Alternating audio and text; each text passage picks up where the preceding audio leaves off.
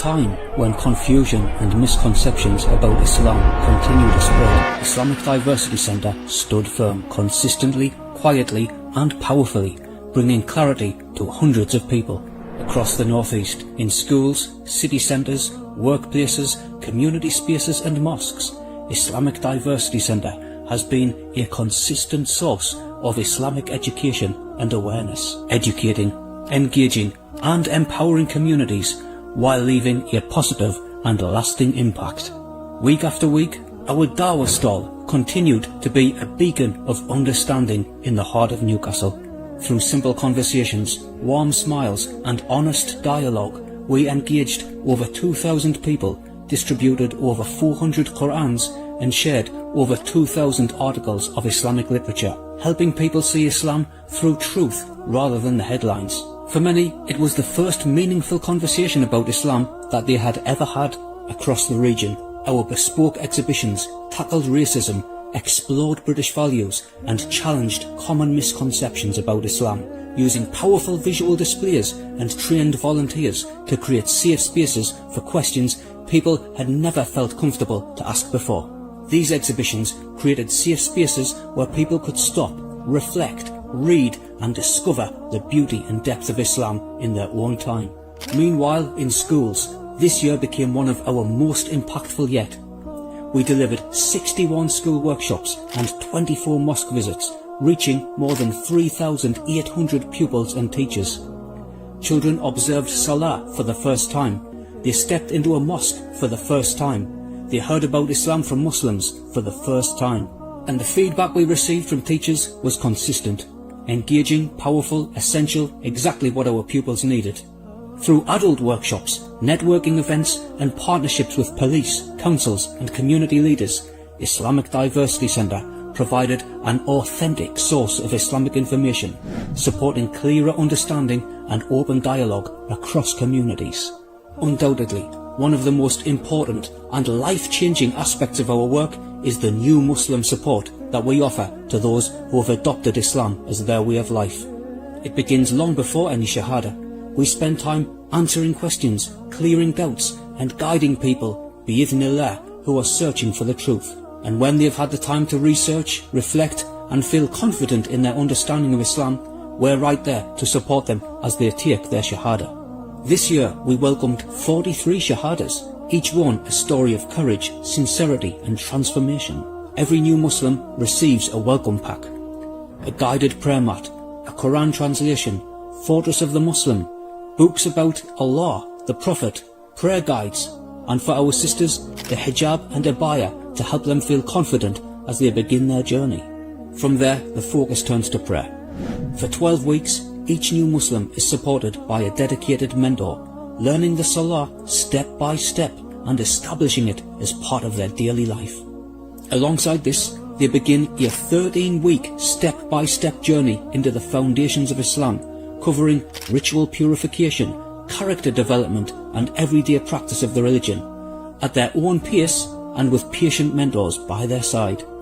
Throughout the year, we supported 95 new Muslims, offering one-to-one mentoring, classes, workshops and monthly social events that help build a sense of belonging and community. Each year, we take new Muslims from across the Northeast to attend IERA's now legendary annual New Muslim Retreat, a powerful opportunity to step away from the daily distractions and immerse themselves in learning, reflection and worship of Allah. Every year, we experience the heart soften, we see the tears fall, and we rejoice as new relationships are formed. Reverts come back from the retreat feeling empowered and ready to embrace Islam as a whole, with some sisters even choosing to wear the hijab for the first time. And when new Muslims become grounded in their faith, we help to integrate them into the community, and many of them go on to become volunteers with us, mentoring the next generation of reverts, just as they were once mentored. This year was also a year of major growth for Islamic Diversity Centre. We launched the Geordie Muslim Shop, a platform which provides free materials and Qur'ans to the public, with all donations and proceeds from the shop going directly to support Islamic Diversity Centre in their work, furthering their Dawah efforts.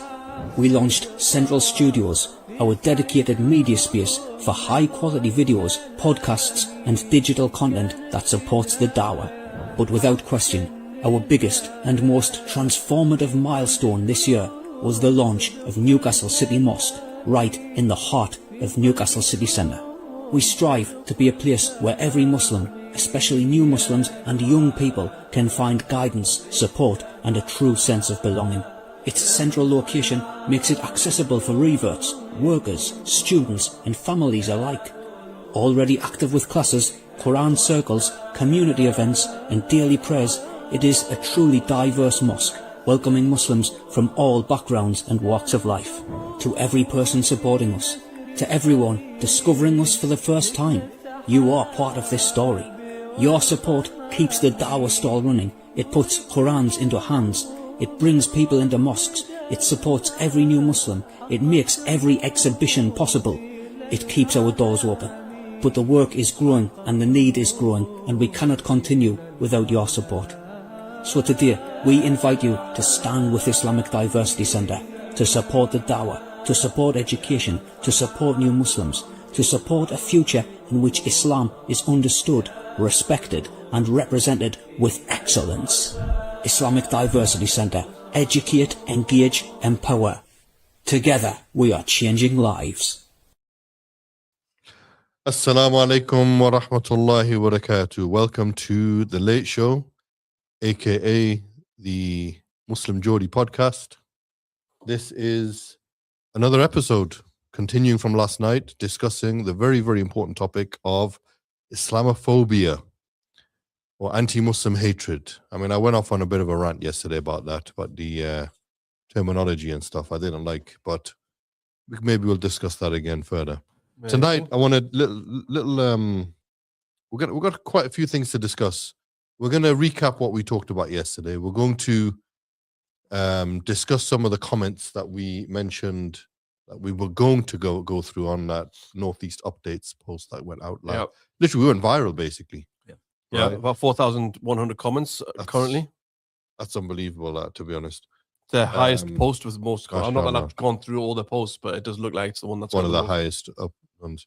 I mean, look, in the studio, we've got Brother Suhail Abu Asiya. Assalamu alaikum. Alaikum salam. Saif. Assalamu alaikum. Alaikum assalam. Isaac. Assalamu alaikum. Alaikum salam.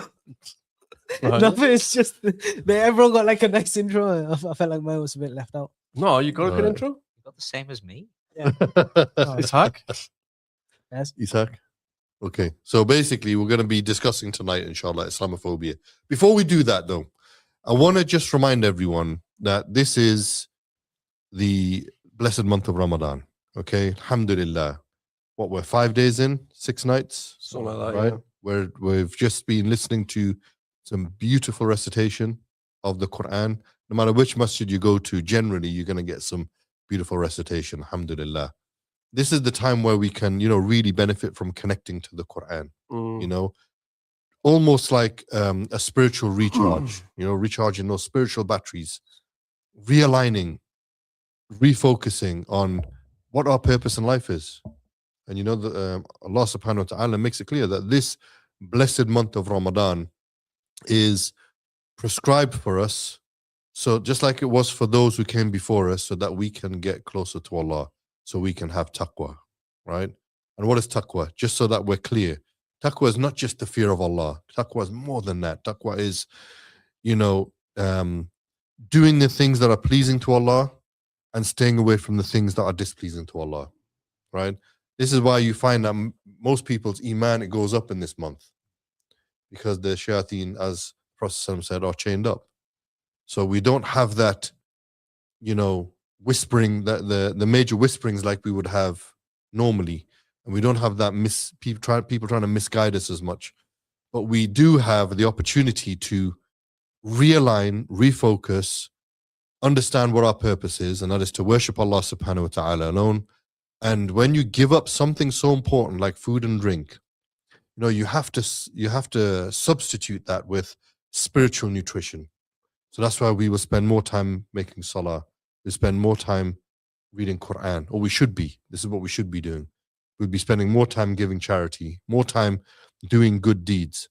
And this is why it's important that, we refocus and understand what the purpose of Ramadan is and the fasting is. Okay. It's to get closer to Allah in all aspects of our life. Okay. And one of the things I just mentioned there was, I'm really proud of our community about this.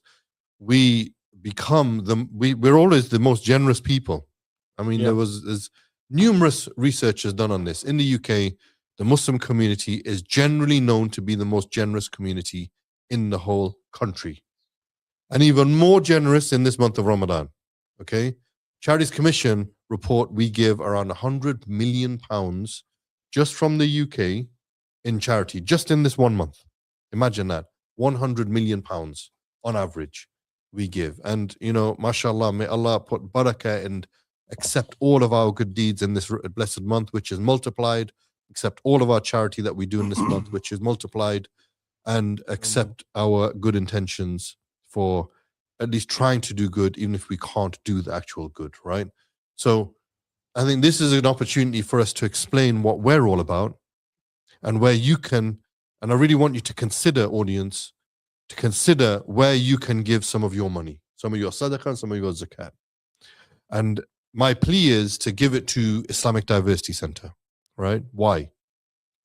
Islamic Diversity Center has a proven track record for the past 23 years, at least 23 years, of being consistently at the forefront, educating non-Muslims about Islam. Not just educating non-Muslims about Islam, but supporting the journey of those who take their shahada, taking them through a safe journey in Islam to develop them and hopefully integrate them into the Muslim community. Okay? Teaching them the salah, teaching them the foundations of their deen, teaching them what they should and shouldn't be doing, how to progress and develop as a Muslim. And the biggest thing that we try and aim to do is empower our new Muslims to take ownership of their Islam so that they can be the best version of a Muslim that they can be. All right? And this is essentially what we've been doing consistently for 20 years. This is why my plea to everyone is, give your sadaqah and your zakat to IDC this blessed month, and watch the sadaqah jariyah that comes from that. Every shahada, every new Muslim that enters into Islam, you will get a portion of that reward, inshallah. Every new Muslim who gets taught the salah, you will get a portion of their rewards every time they pray. Okay, without diminishing theirs. Every time they give zakat and they give charity, you will get a portion of those rewards because you were there from the beginning when they first entered into Islam. And those good deeds get reciprocated. Those good deeds get continued. Those good deeds keep getting added up onto your account, right? So this is what I'm saying, that, look, guys, my plea to you all is that you support this noble work, which is Fard al-Kifaya, that a group of people within the community must do it, and to ease the burden off everybody else. IDC is doing that, taking the burden to ease it off everyone else. So the question is, what does IDC do exactly? Let's go into that a little bit. See where your money is going. If you want to support, what do they have to do? You have to go to supportidc.com, get donating, as we said, zakat and sadaqah applicable. 46 new shahadas last year alone in a population like Tyne and Weir, such a small population, 46 shahadas. The work is getting done. High quality, high quantity. And it's increasing. Yes. On average, we get about 5-6 shahadas every month. Alhamdulillah. Alhamdulillah. Every month we get about 5-6 shahadas on average. And it's increasing. And the work is increasing. And the education is increasing. And the support for the new Muslims is increasing. So we need your support in order to continue this good work, right? So let's break it down. What do? We have a 3-strand model here at IDC, okay? The Islamic awareness, the education, and also the new Muslim support. So this 3-strand model is based upon the ayah of the Quran in Surah Fussilat, وَمَنْ أَحْسَنُ قَوْلًا مِمَّنْ دَعَا إِلَى اللَّهِ وَعَمِلَ صَالِحًا وَقَالَ إِنَّنِي مِنَ الْمُسْلِمِينَ. And why do we break it up like that? because the first one is where we give that direct education about Islam, teaching people what Islam is. And who is better in speech than the one who calls to Allah? Who's better in speech than the one who explains this beautiful deen to the people who are more ignorant and more uninformed than ever before, right? We're literally at the forefront with our Islamic awareness stalls on a regular basis in the city center, with our exhibitions regularly done in the city library, and in the most, where the most footfall is, a neutral place that we can do that, with our commuter stalls, engaging with people who are coming back from work or going to work, right? With our all of our events and programs that we do on the front line, so to speak, we are educating people about the true nature of Islam, as opposed to what they hear and see on social media, in the media, mainstream media, from the mainstream politicians. All of those things that reform or like misinforming people about, all those things that Tommy 10 names as misinforming people about, Paul Golding, Liam Tufts, all of these guys who have made a concerted effort to really attack Islam, okay? And Muslims, I would argue, okay?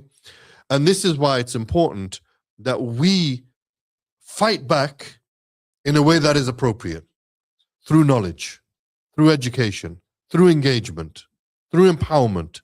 And that's what our strapline is at IDC. Educate, engage, and empower. I believe strongly that through education, we're going to change the narrative here. We're going to win hearts and minds. We're going to counter the false narratives from the enemies of Islam to show what the beauty of Islam is through our speech and our action. Okay? And that's what IDC has been doing for more than 20 years. Imagine that. More than 20 years. We've been consistently getting that message out there. The message of Tawheed, the message of Istiqamah, the message of community, the message of positively contributing through our speech and actions. Okay? So that's the first thing. The first strand is out there engaging with people, not just in a very superficial way, but actually talking to people face to face, having conversations. I think that's what we need more of. There's a lot of online stuff out there, a lot of stuff going on online, back and forth, debates, beefs, whatever's going on. I think we just need to go back to grassroots and speak to people on a level, build those relationships, and then explain what the true nature of Islam is. And I think we're going to start changing the narrative there. I mean, if you think about it, just from a purely psychological point of view, right? If you help somebody physically without asking for anything in return, they're going to remember that. Yes. Okay? And then no matter what they see on a TV screen or a mobile phone screen, they can say, oh, well, Muhammad wasn't like that. He did this. Or Fatima's not like that. She said that. Right? Those personal engagements and relationships are far more stronger than what narratives are being pushed by just talking heads. I believe that, right? So I think we need to get out there and start talking to people and showing Islam in practice. What's wrong with doing what the old school used to do?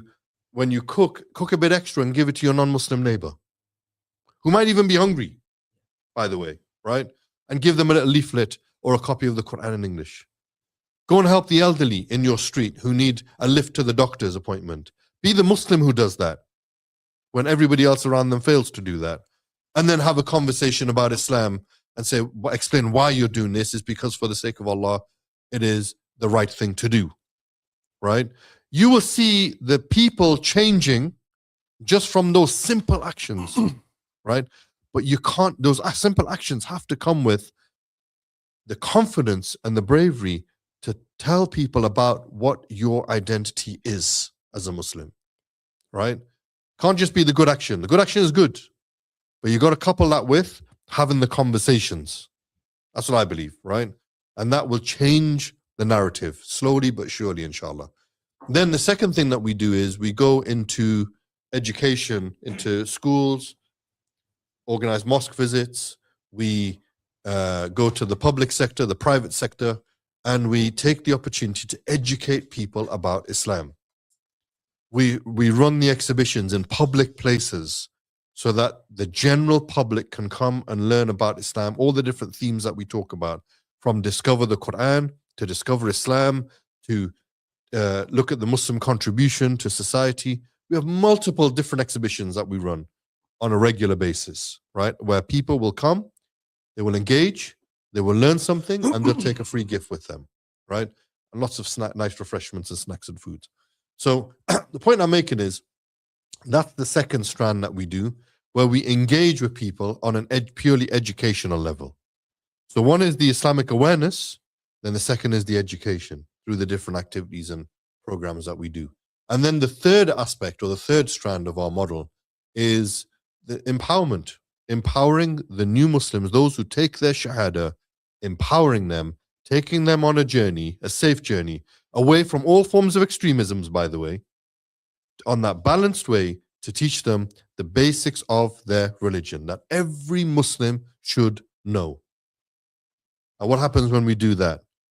We now have a group of people who are grounded in their religion, who are growing and developing and taking ownership of their Islam, so that they can then positively contribute to society, right? And this is what we want from our work. We want all of our volunteers and all of our reverts and all those who are engaged and connected to us to be positively contributing to society, showing the beauty of Islam, right? And essentially, if you look at it in a nutshell, that's what we do, okay? So this is why we need you. If you believe this project is good, I'm going to say it right to the camera. If you believe this project is good, then we need you to support this. Because unfortunately, as I mentioned yesterday, the local and regional organizations do not get the financial support that they need. We being one of them. We struggle every single year to make ends meet. Every Ramadan, we have to do this long, hard slog just to get enough money to get us going to the end of the year. That's why we need your help and we need your support to continue the work. We will do the work. Yep. We have 85 volunteers. Oh, yes. Right, across the whole region. We're a regional organization, starting from Northumberland all the way down to pretty much York, right? Whitby is where we engage with the work that we do. We will do the work. We will do the training. We will do we'll develop the volunteers, and we will go out there and we will do the work. We just need you to support it financially and with your time volunteering. Okay. So this is why if you believe in this project, you believe that our model is good, you believe that we're doing the work that most people can't do or won't do or don't have time to do, then they should be supporting IDC, Islamic Diversity Center, right? Yep. So how can they support us, Saif? Go to supportidc.com. For just £25, you can help us produce our Islamic resources. We produce them ourselves within our organization. Some of them in the organization. It's a case of... Oh. Go on, sorry. So it's for £50, you can help us print the materials, because we need a diverse amount of material out there to cater to the Christians, to cater to the non-Muslims, to cater to all forms of non-believer, to get them into the fold. £100 gets mosque and school visits paid for in order to start from the youth, to plant that good impression, that good true impression in the head of what true Muslims are like, of what true Islam is. Get supporting, and every single penny Allah will witness and Allah will account for on the day of Absolutely, absolutely. So yeah, so this is what we do. I think Jazzy, you were going to say something, producer? Oh. Go on. What's the first comment? Let's hear. Walaikum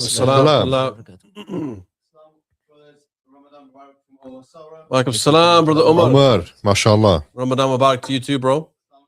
Walaikum salam wa rahmatullah. From who? Abu Oh, Aya. nice, okay.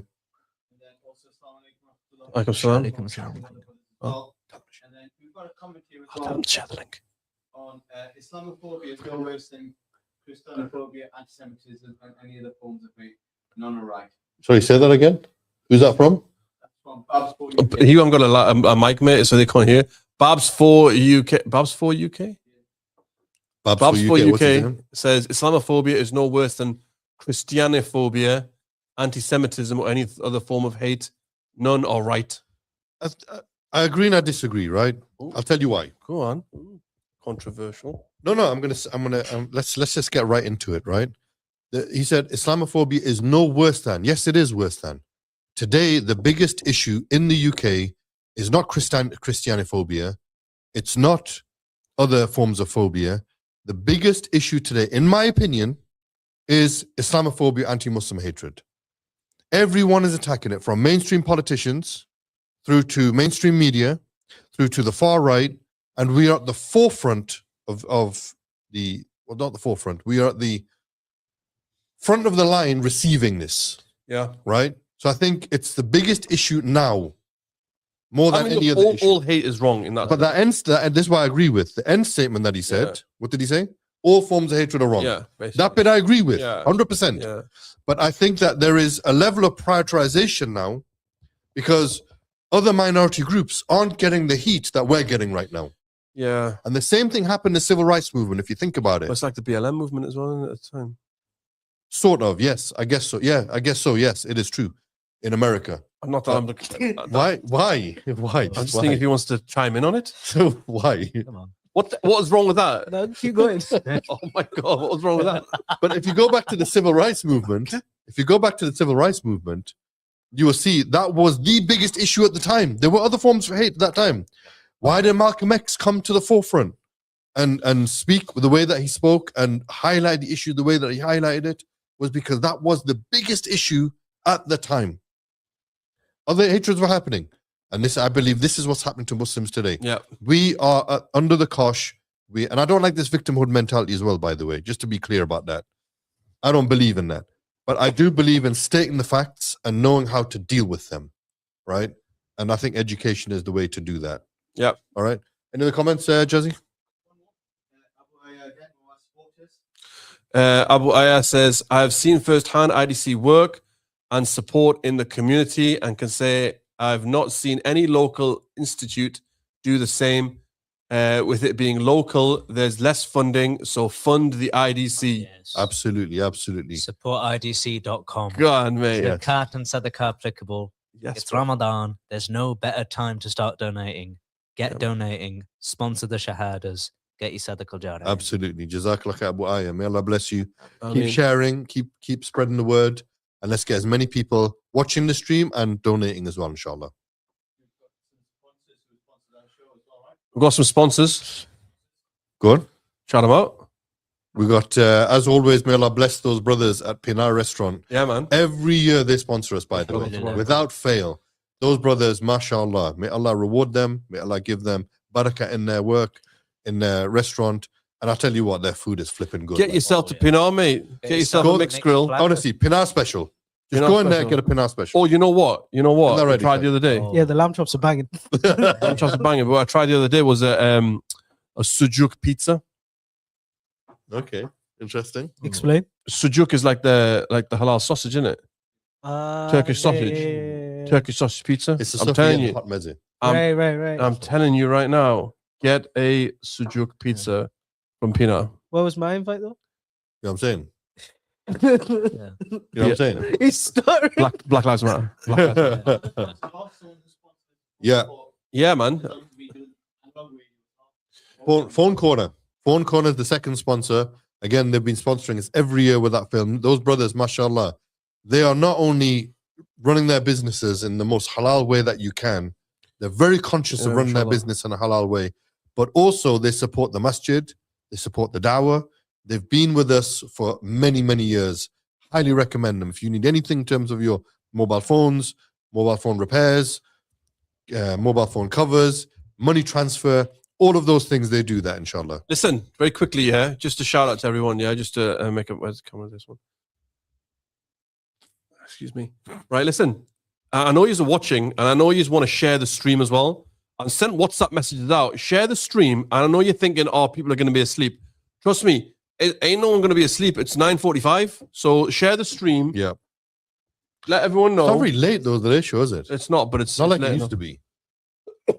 Oh, I've got a bit of a dodgy chest, you know. But anyway, But yeah, share the stream, people. Share the stream.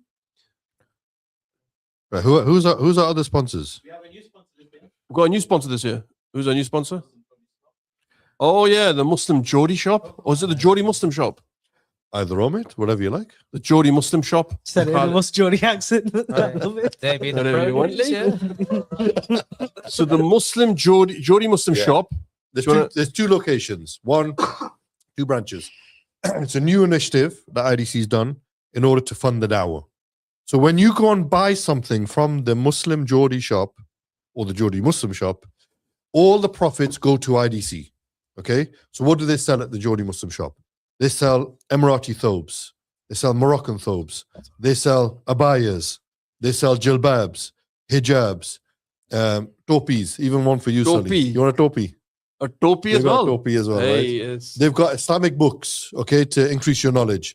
They've got Al Haramain perfumes. They've got Reef some perfumes. good perfumes. Some good Reef as well. perfumes. I took one. It was good. Reef's expensive though, you know, but it's quality. Good perfumes. They've got what else do they sell? Prayer mats.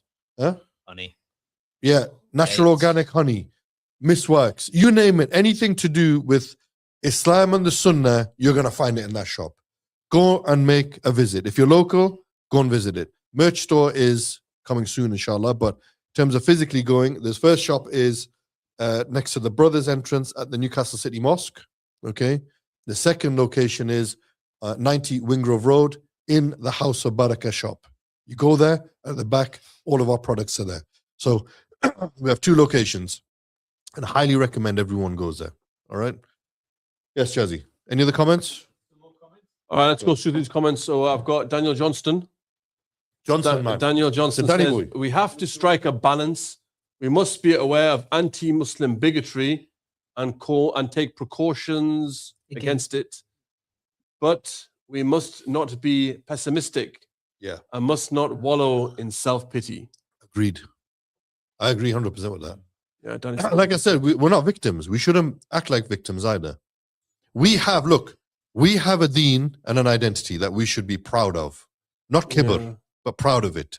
There's izzah in Islam. We should act like that, right?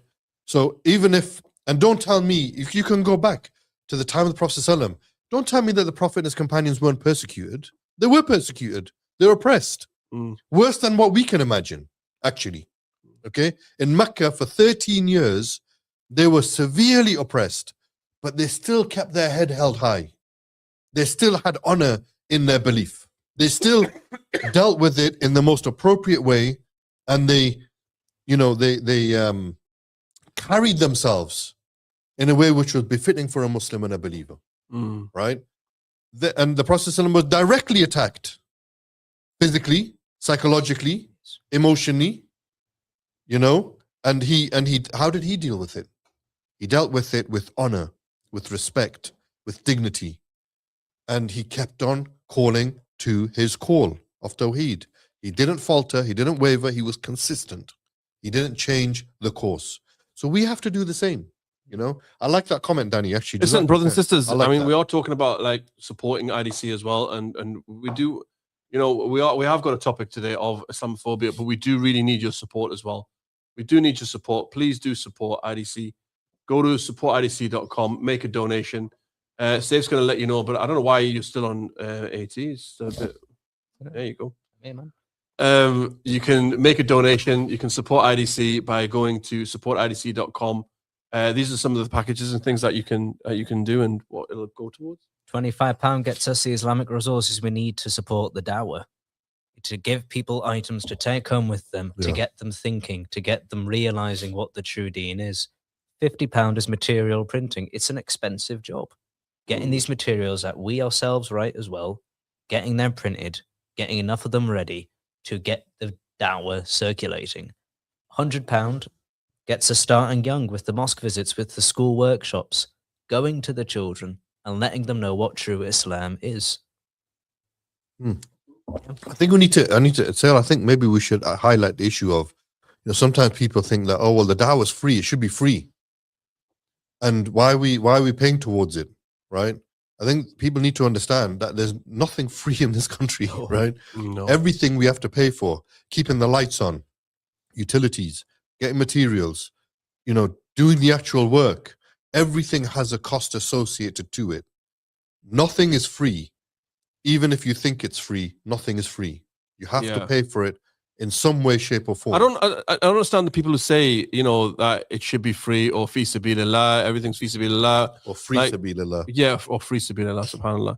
Like, where do you think the money is coming from to fund this kind of stuff? Like, where do you think the money comes from to do an exhibition that costs £200, £2,000, to hire the room out from the library, to print the materials, to print the banners, you know, all of that stuff? Where do you actually think all of this money is coming from? Like, how does it come? Is it coming out of thin air and then you're expecting it to be free as well? If you expect it to be free, then expect nothing, right? I don't know what you're expecting if you want it to be free. Like, it does cost. So, brothers and sisters, please do, support. Go to supportidc.com, make a donation. Yeah. Titanic's back. All right, Titanic. Oi, oi. Ari, our kid. He's from Manchester, right? Ari, our kid. That was All right, that was kid. that was Den. That was Yeah. Den. Titanic, where are you from? Brother Omer. Arshad. MashaAllah. Oh, Amir, why aren't you here, bro? You should be here. Nice, man. At least tune in. He is tuned in. That's why. You know he's what I mean? cool. Like, jump online. Jump online. I heard all Give him the link. mosques. Give him the link. I heard all mosques are just funding them Sharia law courts, but you wouldn't let us build a mosque in Mecca. Tel Aviv, Tommy, is our only hope. Joy. Who said that, Amir? Sumer. How am I, bro? On a serious note, big respect to IDC for the frontline dawah work. Alhamdulillah. So many people have accepted Islam in the Northeast through the efforts. Revert communities are By Allah's growing permission. hugely yearly, by Allah's permission, of course. Yeah. Jazakallah khair, brother Amir. I mean, we did the Mashallah. maths Alaikum earlier. salam. on- Amir's what you got to explain who Amir is, man. He's one of our old school Oh, volunteers. Omer, yeah, mashallah, tabarakallah. Since Omer, he was a kid, old man. school, man, old school. I remember Omer, the two Omers The two Amir. were as part of. They had their own show as well. No, everything? yes, yeah. So the youth show, they did do the youth show, but there used to be. If I'm not like you were listening anyway. There used to be in a certain school that didn't allow them to pray. That's how they got in touch with us, and we remember. kind of like support and help from there. Alhamdulillah. So yeah, man. Alaikum salam. Alaikum assalam wa rahmatullah. Is that Adil? Which Adil? Apna Adil. Okay. Adil, big up. Assalamu alaikum. Bro, we need to get you a mic, man. What's wrong with you? Get him a mic for tomorrow, please. Sister Sarah, can you get a mic for Ijaz, please? We need the producer to be on Where's mic. the producer, Sab, when you need him? Guys cracking jokes and no one can hear them. Jordan, are you behind the camera? Jordan is not here right now in the studio. This is not. So brother Jordan is actually allowing us to use his channel and platform to share the work that we're doing, because we've been working with brother Jordan for a long time, and he's a big supporter. may Allah bless him. He's supported us for a long time, and big up. Yeah, why are we not bigging up Jordan, man? Big up Jordan. Jordan should be here. Hey, Jordan, come on live. Join the stream, man. That's the price you pay. Brother Hassan, can you give Jordan the StreamYard link? Get Yeah. him on, man. Get him Get on. him on, and basically he's been allowing us to use his platform to share the work that we've been doing. May Allah bless him for that support. Right. Alhamdulillah. Any other comments? Daniel Johnston, what's a haramathon? All right. What? What? What are you talking about? Okay. Daniel Johnston, I think Muslims with backgrounds in the Muslim world, Pakistani, subconsciously expect the government to take care of Islamic affairs.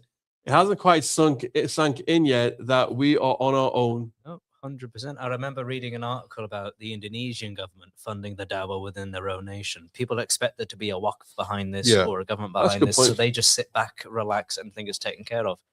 In the Are you talking UK, about in Muslim countries or are you talking about here? I don't know. I think Muslims with backgrounds from the Muslim world subconsciously expect the government to take care of Islamic. I mean, yeah, I think maybe just talking about generally. but the reality here, northeast of England, there's no support here from any sort of a government But line. you got to put things in perspective, guys. Look, in Muslim countries, the governments will take care of the needs of their citizens, right? The Muslim Mhm. citizens who are there. That's what they're supposed to do. Do what they need to do to run the country. Okay.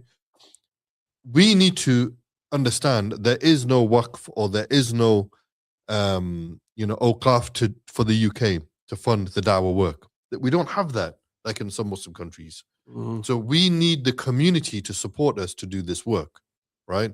And this is what the community needs to understand here in the UK.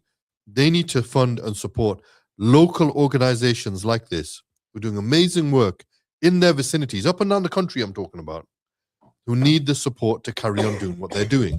Because we don't have governmental support. That's the reality. Okay? Right, what else? What other comments do we have? Titanic says, I'm not aggressive in my approach. I like to challenge views. That's what it's all about, right? Well, yeah, I guess so. It's good to have those conversations, challenge each other, throw some thoughts out, share thoughts, share ideas. That's how you learn, isn't it? Yeah. All right, cool. Right, so what time is it now? No, we'll go for a recap yesterday. What did we discuss yesterday, Sale, in Islamophobia? Islamophobia is real, people? Islamophobia. That was a sick recap. Islamophobia is real, people. Yeah, okay, that's good. Do you want me to do my little thing about why I don't like the word Islamophobia? You can do. So basically, yesterday we started this topic based on this post that's come up on our that was shared on our Dawah table, and it's got a lot of Islamophobic comments, anti-Muslim comments, and we just kind of we wanted people to realize that this is a situation out there at the moment, that there is this sentiment against Islam, and it's a case of well, what are we doing about it? What are we actually going to do about it? What's the situation? Why is it here? Why is it occurring? And how can we combat such a sentiment? Mm. Yeah. Okay. Any other comments, Jazzy?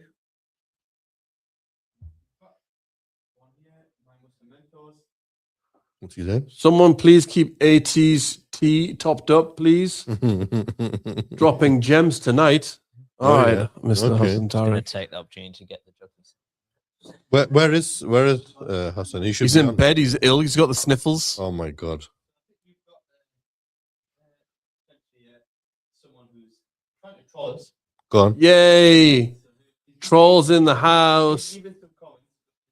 Islamophobia is real as the jinns that attacked Brother Jordan. All right, Mr. Lottie. No, allow no, the trolls. Just leave it. Do not feed the trolls, people. This is something that everyone should learn. Do not feed Don't the bite. trolls. Don't bite. That's not feeding the trolls. Don't bite. Don't feed the trolls. All Okay. right, What else? that's it. Got it? Over to the current climate and challenges and why IDC exists. The current climate. Okay, so look, recapping yesterday, what we were discussing yesterday was we're living in a society now where for the past, and I'm going to argue this point, for the past 25 years, Islam has been under the spotlight.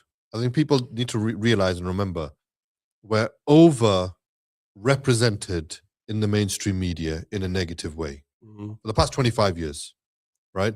We're only 5% of the population, but we get enough coverage for people to start believing that we're taking over the country, that we're 95% of the population, right? That's how much coverage we get. The mainstream media have a lot to answer for with the way that they have framed the Muslim community as being the bad guys, as the boogeyman, right? The mainstream media, social media, everyone's got an opinion, right? And I don't think everyone should have an opinion. Unfortunately, just like everyone's got a backside, everyone's got an opinion, right? I don't think that's right, that everyone should have that. Some people... Hold on, sorry. I'm kind of mean to cut you, but everyone's going to have an opinion. No, but they shouldn't be able to amplify that opinion. You can keep your opinion to yourself sometimes. Everyone's brave behind a screen, is what I'm trying to say. No, that's true. When it comes to real life, they're not as brave usually. Yeah, that's true. Okay? That is, Because they know that, like this guy trolling, they know that they're trolling. Imagine trying to troll someone to their face. What would happen? yeah. Right? They learn. I'll tell you what, they tried to do it. Deontay Wilder, see what he did to the kid who tried to troll him online. Yeah. He said to the kid, To the- he said, come to the gym and say it to my face. And he whooped him so bad in the ring that he's not going to troll nobody again for a while, right? That's My point is, everyone's brave behind a screen, right? Now, everyone's going to have an opinion, but sometimes you got to keep your opinions to yourself, right? Sometimes you need to do some more research before you formulate an opinion. In fact, most people need to do that, You need to go back to the primary source. If you don't know, ask someone, right? Do some research, find out. Don't come with the arrogance and you've already made an assumption and that you're going to push an opinion without even knowing the facts. That's the problem that I've got, right? Nobody likes it being done to them, by the way. What's that? People making assumptions about you. Yeah, that's true. Nobody likes that. Yeah. But then you go and do it to other people. Yes. Okay?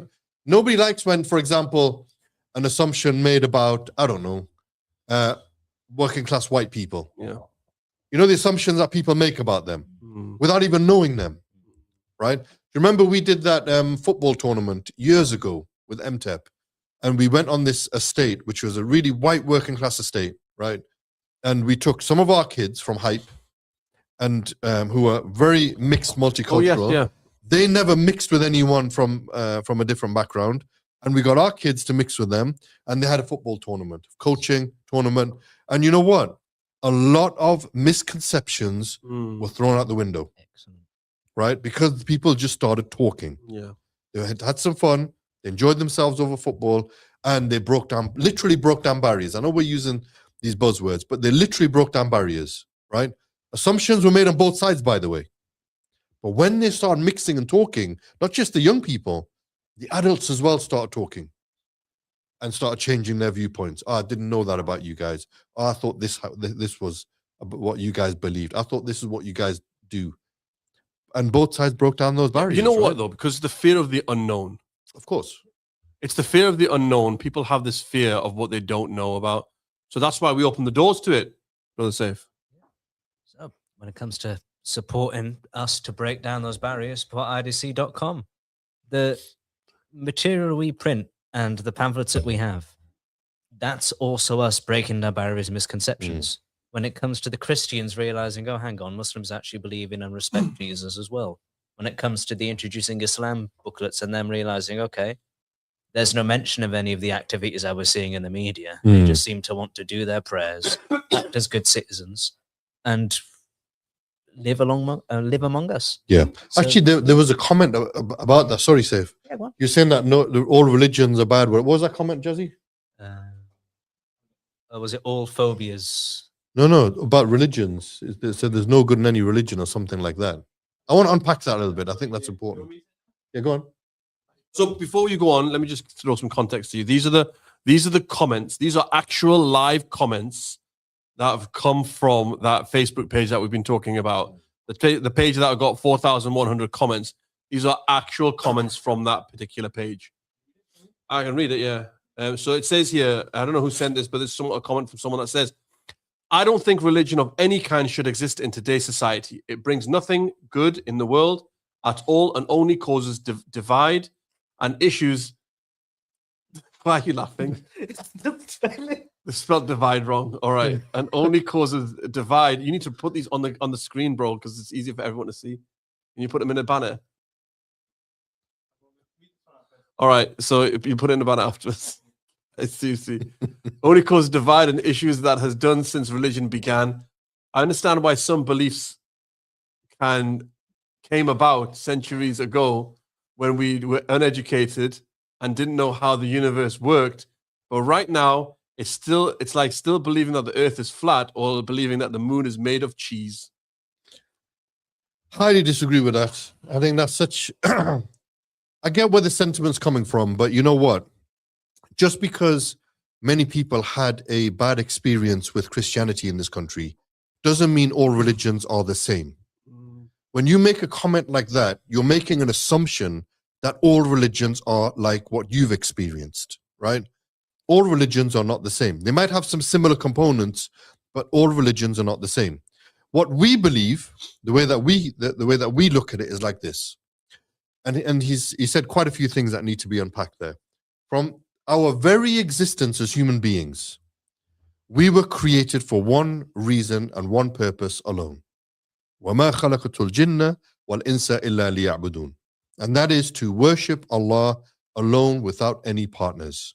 Okay? That's the very essence of our existence. Okay? And that's the purpose of our life. Why is it the purpose of our life? Because it is a universal purpose that everyone can fulfill. That's what Allah tells us. Doesn't matter if you're black or white, old or young, male or female, rich or poor. Everyone could fulfill that purpose. Then you have people might have personal purposes in life, right? But they're not universal. They're for you individually. Okay. Now, if you say that all religions are bad, let's unpack that bit first. What was the first? Break it down. Let's break it down from. Jazzy, put it on the banner. whatever you can on the banner, please. So I can Let's do it bit by bit. Start with the first part, right? What did he say in the beginning? Read it out to him. The first bit. All religions are bad. Hold on. I don't think religion of any kind should exist in today's society. It brings nothing but good to the world at all and only causes divide Right, and stop there. issues that has done since religion began. Okay, stop there. Let's break that bit down, right? Come Well, on. what does religion bring? When we talk about religion, we look at it more than just religion. It's not a bunch of dogmatic practices. Religion, when we look at it, is a deen. Deen is a whole way of life. How you live your life. How our worldview, if you like, right? When we talk about deen, the deen of Islam, what we're talking about is ensuring that everyone gets their rights in their right place, right?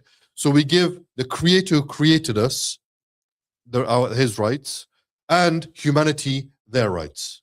That's what we're talking about. So when we talk about all religions, you're not talking about all religions because you clearly haven't studied Islam, right, in any great depth. So you can't make paint everyone the same brush.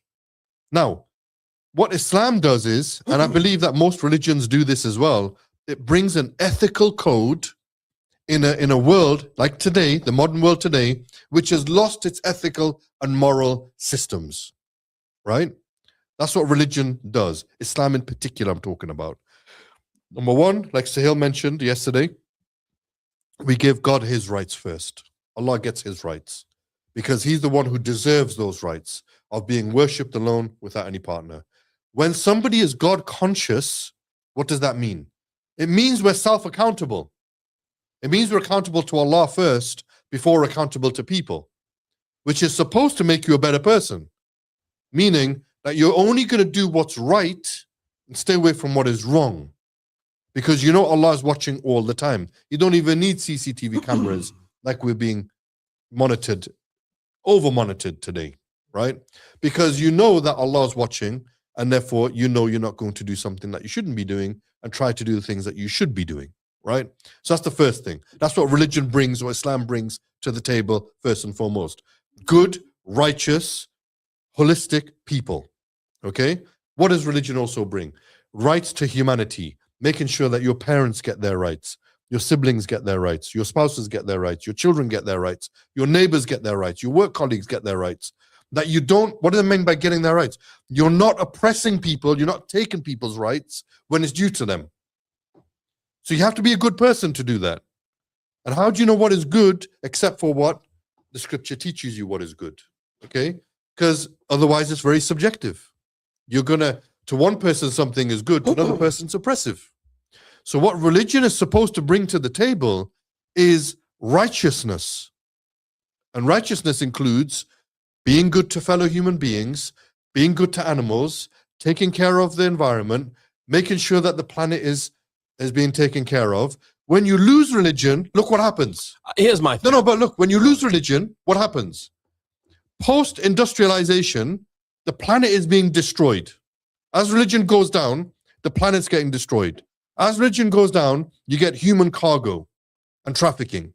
As religion goes down, your whole ethical and moral code goes out the window because it's about the self, me, myself, and I, and how I can benefit, right? That becomes the priority. As religion goes down, what else do we see? Promiscuity, people's rights being taken, abuse, and so on and so forth. But when you look at what religion brings to the table, just look at the 10 commandments, just the 10 commandments. It brings righteousness. That's what it's supposed to bring. Positively contributing to society. Meaning, imagine look at what Islam brings. It brings wholesome families, raising righteous children, which brings around righteous societies. Prevention is better than cure. Don't drink alcohol because it harms not only you, it harms the rest of society. It's a burden on the government. It's a burden on the NHS. Don't do drugs because it's not just harmful to your body, which is a trust that's been given by God. it harms other people around you. It causes heartache. When you overdose and die, it causes heartache to the rest of your family, right? Don't take people's rights. Don't rape people. Don't be promiscuous. Don't do, things which you're not supposed to be doing, which is bringing harm to the whole society. Religion brings a level of moral code and order, which is about being charitable, increasing in charity, increasing in helping the poor and the needy, removing oppression from those who are oppressed. That's what religion drives, right? Fellow human beings. That's what religion drives. And that is all underpinned by the worshipping of Allah. Because we're accountable to Allah. Here's the problem I've got with this comment, right? Put the comment up again, Jazzy. Here's the problem I've got with the comment. Just the whole premise of the comment is there's an assumption made here. I don't think religion of any kind should have existed in today's society. It brings nothing good to the world at all, and only causes dividing issues that has done since religion began. Like, how are you making that assumption, number one? And why do you think that no religion is going to be better? What's the alternative? How do you think, and what makes you think that having no religion is actually going to be a better society? Can I just make one point? Humans, when they leave the worshipping of Allah, have got a terrible history, right? When we move away from religion, when we move away from practicing the religion as it should be practiced, I'm talking about, we have a terrible history of oppression. Look at the transatlantic slave trade. When we're left to our own devices, look what we do. Look what we get up to, right? Transatlantic slave trade. The biggest movement of human cargo in history, human history, right? Treating people like animals. We have, caused animals to be made extinct. We have done that. We have caused the environment to be at its worst. Right? We've damaged the environment. Almost irreparable damage, I'm talking about. When we move away from righteousness. And righteousness comes from the deen of Islam or religion. You can't get it. And everyone who says, oh, well, we'll just use our own, we learn from our own mistakes and we use our own faculties of understanding. Well, no, because if you drive it back, it comes from scripture somewhere along the line of what's right and what's wrong. Okay? And when you leave it to your own devices, slavery was normalized. It was seen as a normal thing. It was accepted in society, not as a bad thing. Because that's what happens when you move away from scripture and you move away from or leave it to our own devices. This is what ends up happening. Oppression upon oppression upon oppression. Right? Now, just because some people use religion in an incorrect way doesn't mean that the religion is at fault for that. It means that human beings are at fault for doing the evil that they've been doing. Right? That's the difference. I had a comment from Brother Daniel Shields. He messaged me and said, the current comment is very subjective. Feels like it comes from a personal experience and a phobia of belief in anything that can't be explained by science. Quite frankly, it seems like a cop-out from dealing with the realization that there is a life after death and she can't make up mind of which religion is true, so just banks it with science. That's a good point. It's a lot of assumptions. Yeah, it is. There is. The whole comment is riddled with assumptions, to be honest. What's the second part of the comment? Second part of the comment is some beliefs came about centuries ago when we were uneducated and didn't know how the universe worked. But right now, it's like still believing that the earth is flat or still believing that the moon is made of cheese. Say the beginning bit again. The first bit. Some beliefs came about centuries ago when uneducated. Come on, we're still uneducated. What are you talking about? We're living in the age of information, and we're probably as ignorant as we've ever been. Try and make the pyramids. Exactly, right? Civilizations came before, not from Britain and Europe, but other civilizations existed which had knowledge far beyond what we can comprehend, right? You look at the knowledge of East Africa, the knowledge of West Africa, the knowledge of, like you said, the pyramids, right? People who made the pyramids, although it could have been aliens, right? Or jinn, apparently. The knowledge of, that's a joke by the way, never mind. Never mind. Right. Yeah, never mind. I was trying to do one of your dry humor jokes, bro. Anyway, the civilization of India, pre-colonialism, right? There were civilizations that existed before Europe had a civilization. Okay? The point I'm making is that's an assumption. We've not always been uneducated. And plus, what is the knowing of how the universe works got to do with purpose of life? It's got nothing to do with it. Knowing how something works doesn't fulfill meaning and purpose. It gives you a better understanding of how the world works, which is nice. And even that's constantly evolving and changing, the more knowledge we get. But that's not the be-all, end-all. That teaches you the how, not the why. And again, the comment says, I didn't know how the universe worked. We still don't know how the universe works. Mm-hmm. I don't know why, again, like you said, I don't. don't know why that's actually it's out there to say that. In fact, it's an assumption. How do you know it's not a multiverse anyway? Oh, easy now. Why are you talking about a universe? It might be a multiverse. See, Multiverse of even madness. the person who's making the comment, It's the multiverse of madness. Oh, bless you, son. Yeah. even the person making the comment doesn't even know. All right. Right? What's the next part of the comment? Hold on, what's that? Finish say? off the last bit. Evening all. Hope all is good. That's Den. Hey, Stan. how All we're right, doing, man. that kid. That's man. Is that Mancunian? All right, that kid. Sorry about that, Den, but hey, it's good to see you, mate. Den from Manchester. All right, that kid. Hey, what's the last bit of that comment? Yeah. Let's do the That's last it. bit. No, that's it. That's that comment. Is that all of it? Next one.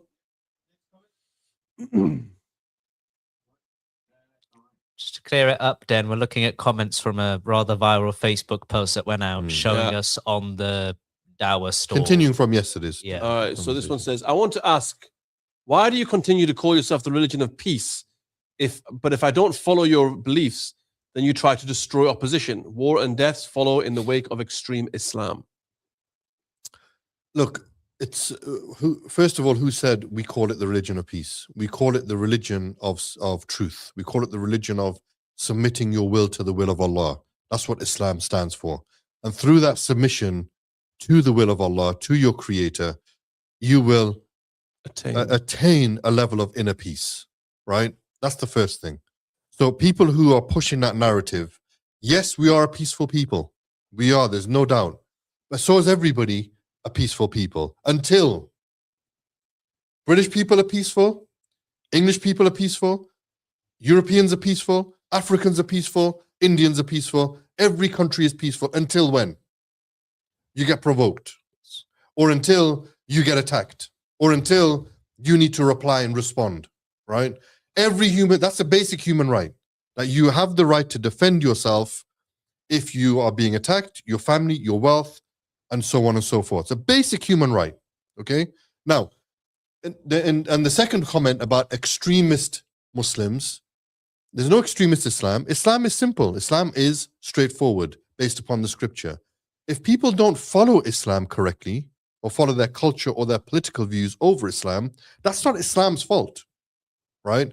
That's the human being a human being and doing things which are inappropriate and incorrect. Just like any other religion or any other civilization that's ever existed. In fact, we could argue other civilizations don't just do it for self-defense, but they go out for foreign interests and maim and kill on a state level, right? The war on Iraq, the war in Afghanistan, the current crisis in Yemen and Syria and so on and so forth. Look at Venezuela right now. Right now, right? So we're talking about unprovoked attacks here, right? Killing Africans and enslaving them. We talked about that earlier. What's religion got to do with that, right? They weren't Muslims who did that, okay? My point is, throughout history, Hitler wasn't Muslim, by the way, guys, okay? What Hitler did in the Second World War had nothing to do with Islam or extremist Muslims. Islam, you need to study it and understand that it is a balanced way of life when you study it correctly and understand it correctly and in context. That's the first thing. The second thing is, what did he say? What was the second point? Well, the point that I was going to make on here was that he says here, you call yourself a religion of peace, but if I don't follow your beliefs, then you try to destroy the opposition. Look, there's a verse in the Quran, all right, in chapter 60, verse 8, where Allah says, Allah does not forbid you from dealing kindly and fairly with those who've neither fought you nor driven you out of your homes. Indeed, Allah loves those who are fair and just. Exactly. It's a religion of justice. It's a peaceful, it is a peaceful religion, but we're not a what's the word I'm looking for? We're not a pacifist religion, right? It's a very balanced religion. Just like most people aren't pacifists. If someone attacks you in the street, you're going to respond to defend yourself. If somebody provokes you, you're going to reply, right? Islam is similar to that. It's in line with the natural disposition of people. Okay, we're not a pacifist religion. At the same time, we have boundaries on everything that we do, so we don't cross. Like I said earlier, we don't take people's rights.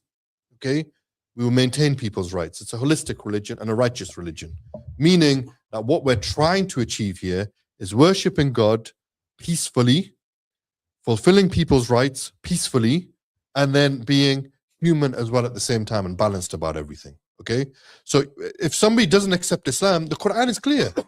You be your way and we'll be our way. Yeah, straight up. It's clear. It's clear. We're not going to force you to enter into Islam, and we don't expect you to force your ideology upon us, right? Or your religion upon us. You go your way, we'll go our way. You go do your thing, we'll do our thing. You worship God the way you want to worship God, we'll worship God the way that we want to worship God, right? Which is singling him out without any partners. And it's clear about that. Now, what did he say? Can I just add something to What that, did he though? say? Just to finish off the point, that he said that we try to do what to people who don't accept?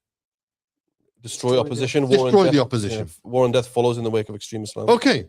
First of all, there's no extreme Islam. There's just Islam, which is the balanced way. There's Muslims who don't practice it properly. And who said that just because you don't accept? If that was the case, we're 5% of the population here. But you know what? We're a third of the world population. If that is true, we would have taken over the world a long time ago. A long time ago. We've got armies, we've got military. We could have gone to war with everyone and anyone whenever we wanted to. But we don't believe that. Just because you disagree with it, go and ask the Coptic Christians in Egypt today. They don't agree with Islam. They don't become Muslim, but they live peacefully in Egypt, and they're protected in Egypt. Go and ask the Christians in Jordan. They love Muslims over there, and they live coexist with Muslims over there. Go and speak to the Christians in Lebanon, in Muslim lands I'm talking about. There's no beef there. Let's go back in history, look at Muslim Spain from the 8th century to the 12th century, how Muslims, Jews, and Christians coexisted and pioneered to positively contribute to society. Look at 16th century Baghdad. Look at the contributions and the coexistence that has been proven under Muslim rule. Okay? You just have to do your research and look at the history behind all of this, and you will see that actually that Muslims don't have this belief just because you disagree with us, we're going to annihilate you. It's just not true. You do get some extremists, like you do in every community, in every religion. Go and speak to the extremist Hindus in India today who want to annihilate all Muslims.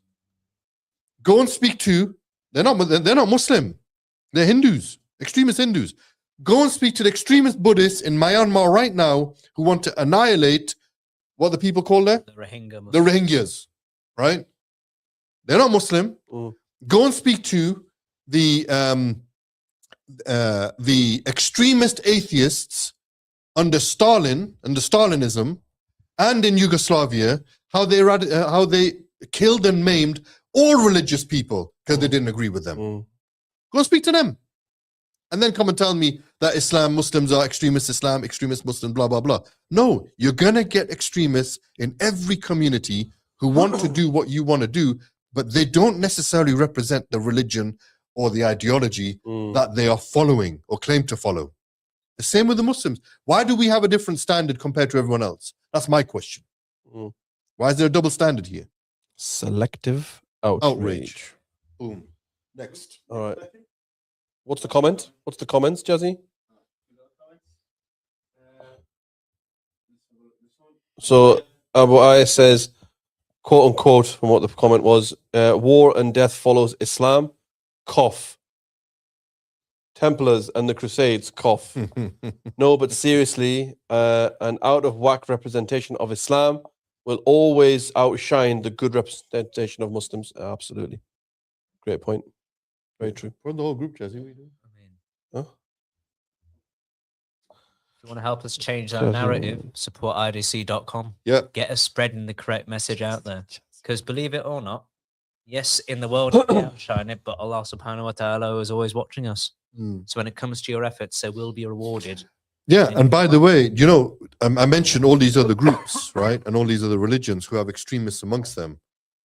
Those who are Muslims, extremist Muslims amongst our communities, don't think that they're representative of us, and don't think that we allow them to get away with that either. We have been calling to and speaking out against the Khawarij for decades, decades, right? We don't accept their methodology.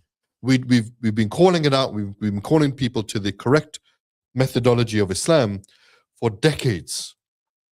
Okay, extremists amongst the Muslims are not accepted amongst the Muslim community.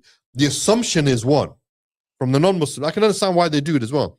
The assumption is that the extremist Muslims are representative of the mainstream Muslims. That's the assumption, because they have the loudest voices. But who gives them the loudest voices? Mainstream media. There you go. The politicians, the mainstream media, social media, the far right. Okay, that's where the focus has been put on. Why don't they cover the stories of what the Muslims are actually doing? Getting on with their lives, doing what everybody else does, raising families, running businesses, making money, going to work, coming home, doing what they do, worshipping Allah, right? Why don't they talk about the charity work that Muslims do? Put that at the forefront. Let's put some Do you focus think there's a level of Let's put jealousy some then? focus on that, though. Let's put some focus on that. Mr. Tommy 10 Names, talk about that. I dare you to, right? Why would you talk about that? Why would you talk about the good things that Muslims do if you've Because got a hatred towards the people? I know, but this is the point.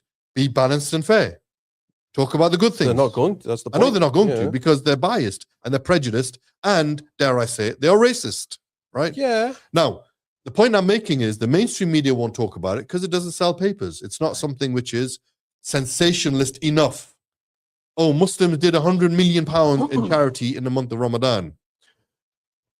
We don't want the spotlight on that, but we need the spotlight on that because we do it for the sake of Allah. We do it privately. We do it for Allah, not the people. But we needs to be a light shone on it so that the rest of the non-Muslims in our society can see Muslims actually contribute immensely to this country. The Muslim pound is so strong for our economy here that if you were to eradicate all the Muslims from this country, the economy would collapse, guys. That's how much. How true is that? I'm telling you that. The amount that we put into this economy in taxes, in business, in industry, the economy would be seriously impacted, if not collapsing. Seriously impacted, right?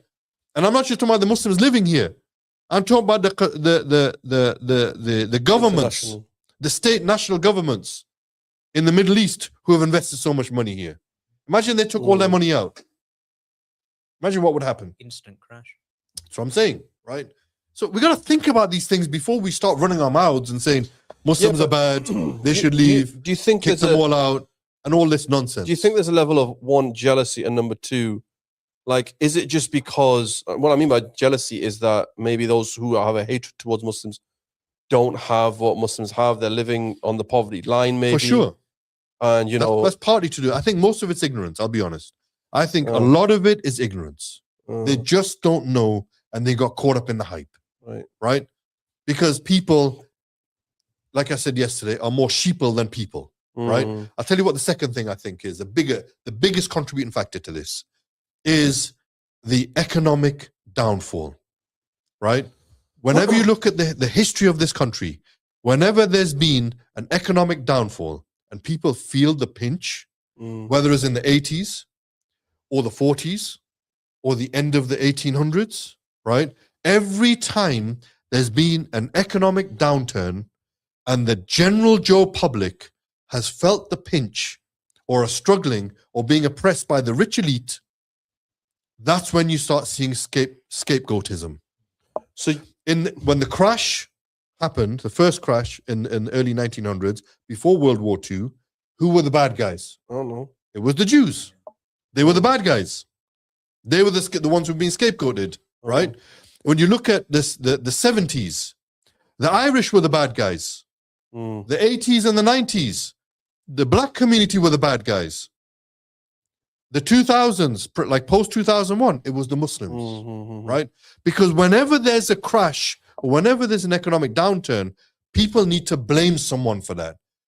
How come we weren't this much of bad guys when our parents and grandparents came?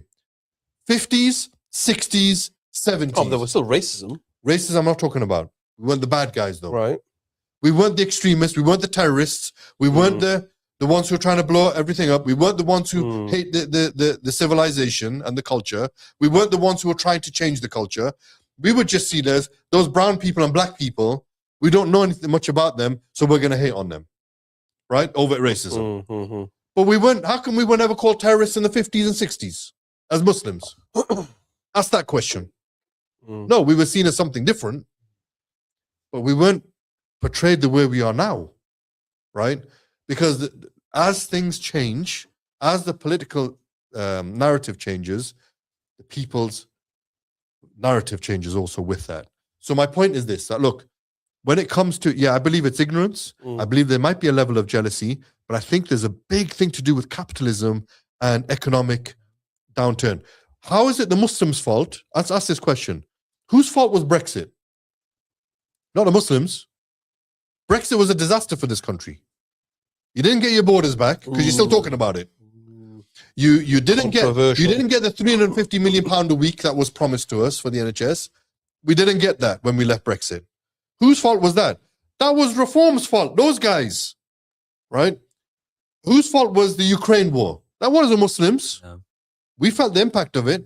Whose fault is the energy crisis? Not the Muslims. It's the big corporations and the corrupt politicians who are in bed with the corporations, lining their own pockets at the expense of us.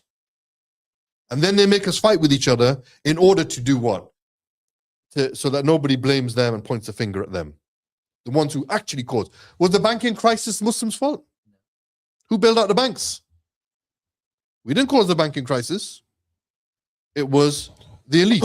My point is this: capitalism, or this, not that I'm against capitalism, but this gross, extreme form of capitalism, corporationism, actually, is where the problems lie, which causes us to be scapegoated, just like people before us. So do you reckon this then? If the whole of the general Joe British population was good, comfortable, yeah, there'd be a lot less racism, there'd be a lot less anti-Muslim sentiment. You reckon? 100%. Because people want to blame somebody.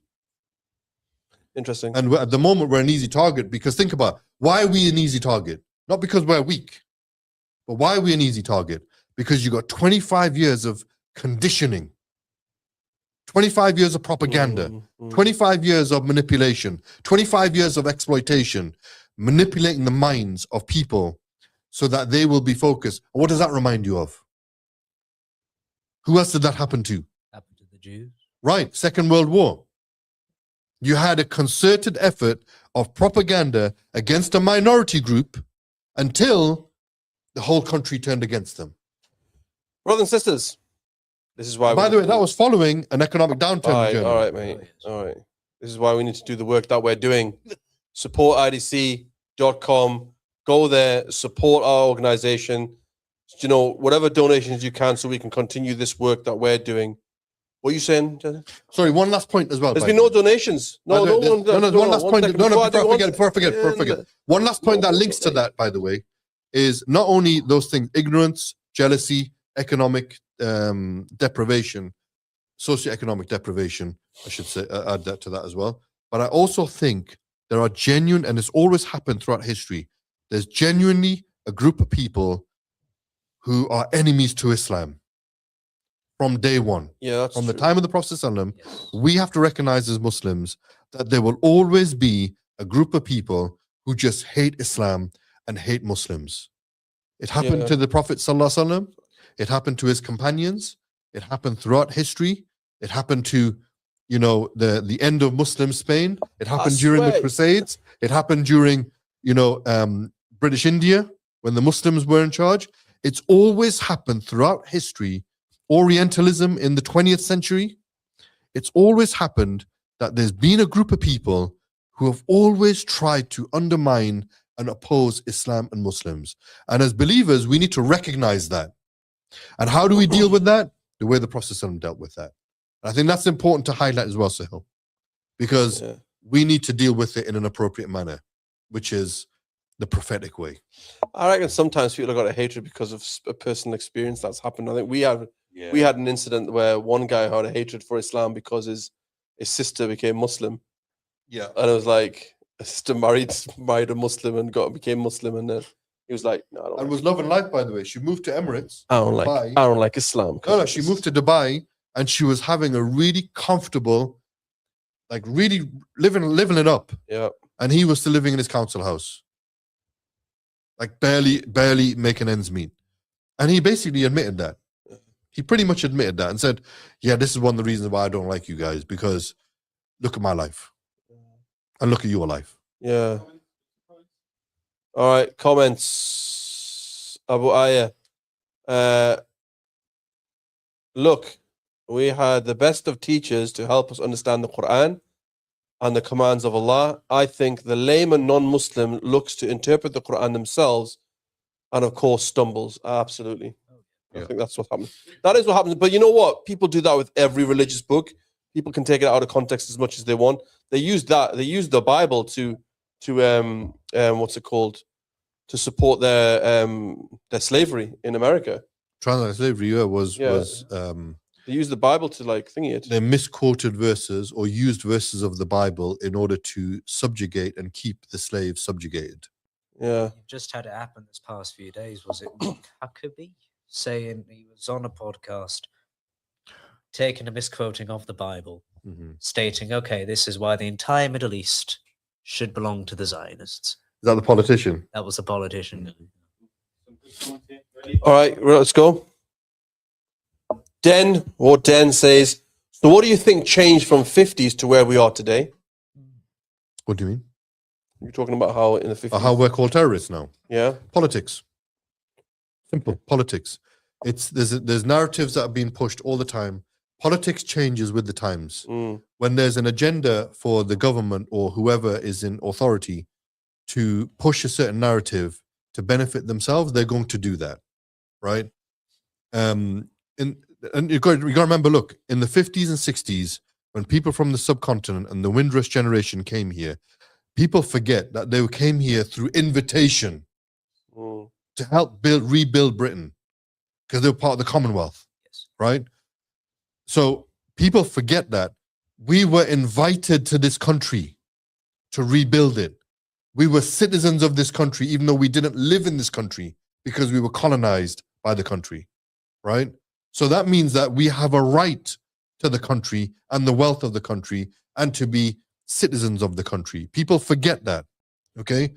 But what changed then was there was a political need for people from the Commonwealth to come and rebuild Britain. That's why we were brought in boatloads after boatloads, right? There was a political need. The people had the divide and conquer sort of mentality because, again, when the governments brought us in, they didn't want us to be equal citizens. So they had to keep that rift there, if you like, in order to maintain the control over the political situation of that time. Fast forward to 2001, they need a scapegoat to carry on doing what they're doing. People were getting sick of, in the 90s, people were getting sick of the political situation abroad, the so-called foreign interests. People were starting to see through that. Why are we meddling in other people's business, other countries' business? Of course, it's for the oil and the resources. People were cottoning on to that, right? So therefore, you need to divert the attention, get people away from what our stealing of other people's resources is by creating an internal enemy. That's part of what was happening. Yeah. Comments? It's politics. In my opinion, most people are not concerned who follows any religion or ideology until it causes harm to people outside of their religion or ideology. Example, Manchester Arena bombings targeting children. Yeah, absolutely. Yeah, absolutely. Yeah. I think that's a quite a true statement. But Mm. like I said, there are still some who hate Islam, regardless of what happens externally. But like I said, they don't represent those who bombed the Manchester Arena. Do not represent the majority. But guess what else that came out after that? People don't talk about this either. All they focus on is Muslim lad went and blew himself up, killed loads of children. Right? Haram. Haram. Let me make that clear. Absolutely unacceptable in Islam. But what they don't talk about is how the secret services was monitoring them and let them in the country in the first place. Right? Secret Service monitoring them. They knew what was going on with them. They knew what was their current situation, how dangerous they were, and didn't do nothing about it. Well, that's not the Muslims' fault. Whose fault is that? That's the intelligence community. They need to answer those questions, right? We need to look at what is the reality and then take it from there, right? They came from Libya under Gaddafi, and they were sponsored to come here by our government, by the way. Why? If that's the case, why? Questions need to be asked, right? Now, I'm not going to throw people under the bus because I don't know the full circumstance. I don't know what's happening behind the scenes. But what I do know is they don't represent the Muslim community. You can't give out collective injustice or collective punishment because of what one or two people do. And I agree with you. It's not nice from someone outside of the community, from the religion, who has to experience this. But guess what, guys? We have to experience it as well. When July the 7th happened, our own cousin nearly got killed on that train. Muslims got killed on those buses, right? Yeah. We are just as much a victim of that collateral damage, that indiscriminate killing. It's not collateral damage. It's that indiscriminate killing. Yeah. We're just as much victim as everybody else, right? When the France bombings happened, guess what happened the day before? A market in Lebanon was blown up by the same group of people, claimed by the same group of people. That market in Lebanon was majority Muslim, by the way. No one stood with Lebanon. Stand with Paris was the big thing, but no one stood with Lebanon. No one stood with the Muslims who were being killed indiscriminately by those extremists. And this is the point. I get it. Non-Muslims, that's all they see. But that doesn't mean you don't do your research. That doesn't mean you go and speak to Muslims and ask them what it's really about. Is this from your religion or not? No one can argue and prove to me that Islam believes in indiscriminate killing of innocent people. I can prove the exact opposite. Yep, right? Absolutely. I can prove the exact opposite. Moving on to the rest of the comments. Seriously, you got to cut them off, boys. You got to cut them off. Otherwise, if you don't come off, he's going to keep talking. I'm telling you. All right. Abu Tayyib is right about the agenda that is being pushed. Pushed has pulled the wool over our eyes so many times, so many eyes. Honestly, I don't think you realize how many people are asleep to this. I mean, it's an exercise. Abu Aya. Yeah. It's an exercise you can do. Think about it. 2015 Brexit referendum. What else is all over the papers? Oh, it's a Syrian refugee crisis. They're not over there postal voting in Germany to get the Brexit referendum go through. You go to it's politics. Look, it's this populist agenda on how the people of authority get their votes. You scare people to death, they're going to say, "Oh, you're our savior. You're going to fix the problem." Right? There is not a invasion going on. Look at the language that they use: invaders, invading. Military-age men. What are you talking about? They're fleeing war. What are you talking about? Yeah, they're military-age men. They're not going to send their women and children first. Imagine trying to get through all of those situations, the criminal gangs who risk raping your women and children and exploiting them to sexual abuse and human trafficking. Are you going to let that happen to your women and children, or are you going to try and go through first to make sure the journey is safe and then bring them over later? Use your common sense, use your logic. It's not invasion, they're fleeing war. They're fleeing a crisis. They need safe haven. And according to international law, which UK has signed up to, we have to take refugees, and they're talking about illegal immigrants. There's no such thing as illegal immigrants until they've gone through the system and either been rejected or accepted, right? Because the whole immigration thing is a big problem for everyone. But look, How else are they supposed to get here? Oh, they should go to the embassy and sign a visa. It's a war-torn country. What embassy are you talking about here? They've got to get out there by hook or by crook. Just put your humanity in place first, right? And use your logic. They've got to get out of there any which way. The problem is we're privileged. We've never been in war. We don't know what it's like. And we're just using our comfortable circumstances to say, this is how it should be done. No, let them come here. Let them go through the system. Blame the government for not dealing with their applications quick enough. Checks and balances. Right? And then look at, and the facts are there. 80% of people who seek asylum are legitimate claimants of asylum seeking. Right? 80%, up to 80%, guys. 20% or 30%, if they're illegal, send them home. Simple as that. Brothers and sisters, support But the problem is they're not doing it quick enough. They're not processing. SupportIDC.com. SupportIDC.com. You need to get. What was the other comment that he said? No, you talk too much. SupportIDC.com, brothers and sisters. We need your support. That's the whole point of a podcast. No, I know, but like, you know what I mean. Let Ishaq, what you got to say about this? You put me on the spot here. Like. All right. Anyway, I got there was another comment. What was that other comment there above? Okay, I'll let you off. What is it? I'll let you off. All right, next one from Adam. Social media as well, especially Christian haters spreading misinformation. Muhammad was a for marrying, You know what? and quoting Quran incorrectly to prove made up points. Look, if you know this whole patriotic, nationalistic, Christian that people have found their new Christian faith and stuff, right? Where were you Christians before? Where were you? Were you going to your churches? Or are you going to your churches? Churches are empty, bro. Churches are empty. Put your money where your mouth is. Go and revive the church. I'd be happy for people to become Christian again properly. You know what? You're actually right. You know why? If you're really Christian, you're not going to behave like this. No, but not just that. No. Christian values. If you're really Christian, you're not going to behave like this with Muslims because very un-Christian-like. That's what I'm saying. And also, Sahil, let me finish my point. Go on. And then you can jump in and say what you want to say, because otherwise we're going to lose the flow of the conversation, right? If you're really Christian, be Christian. Follow the 10 Commandments. Go back to your churches. Bring back the moral ethical code. Stop your promiscuity and your unrighteousness. Stop your hatred, because Christianity doesn't believe in hatred. It's about love, right? Yeah. Spread your love to the immigrants that are coming, just the same way that Jesus, according to your narrative, was an immigrant looking for safe haven in a foreign land. Be like Jesus, right? Be Christian then, but be proper Christian. Don't be this, this artificial Christian where you are picking and mixing and choosing what you like. Don't be the type of Christian who wants to be just patriotic and fly the St. George's flag, which is Palestinian anyway. The guy was Palestinian anyway, right?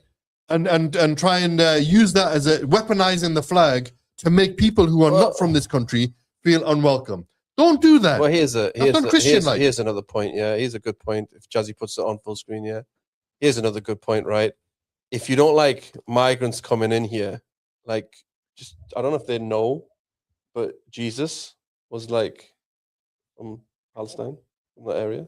He wasn't British, mate. Well, that's what I'm saying. He wasn't British. And would if Jesus came to British shores, would you be like, deport? Or would you actually like allow him in? You know what I mean? Mm-hmm. The point is, look at these Christian values. Like AT said, Christian values.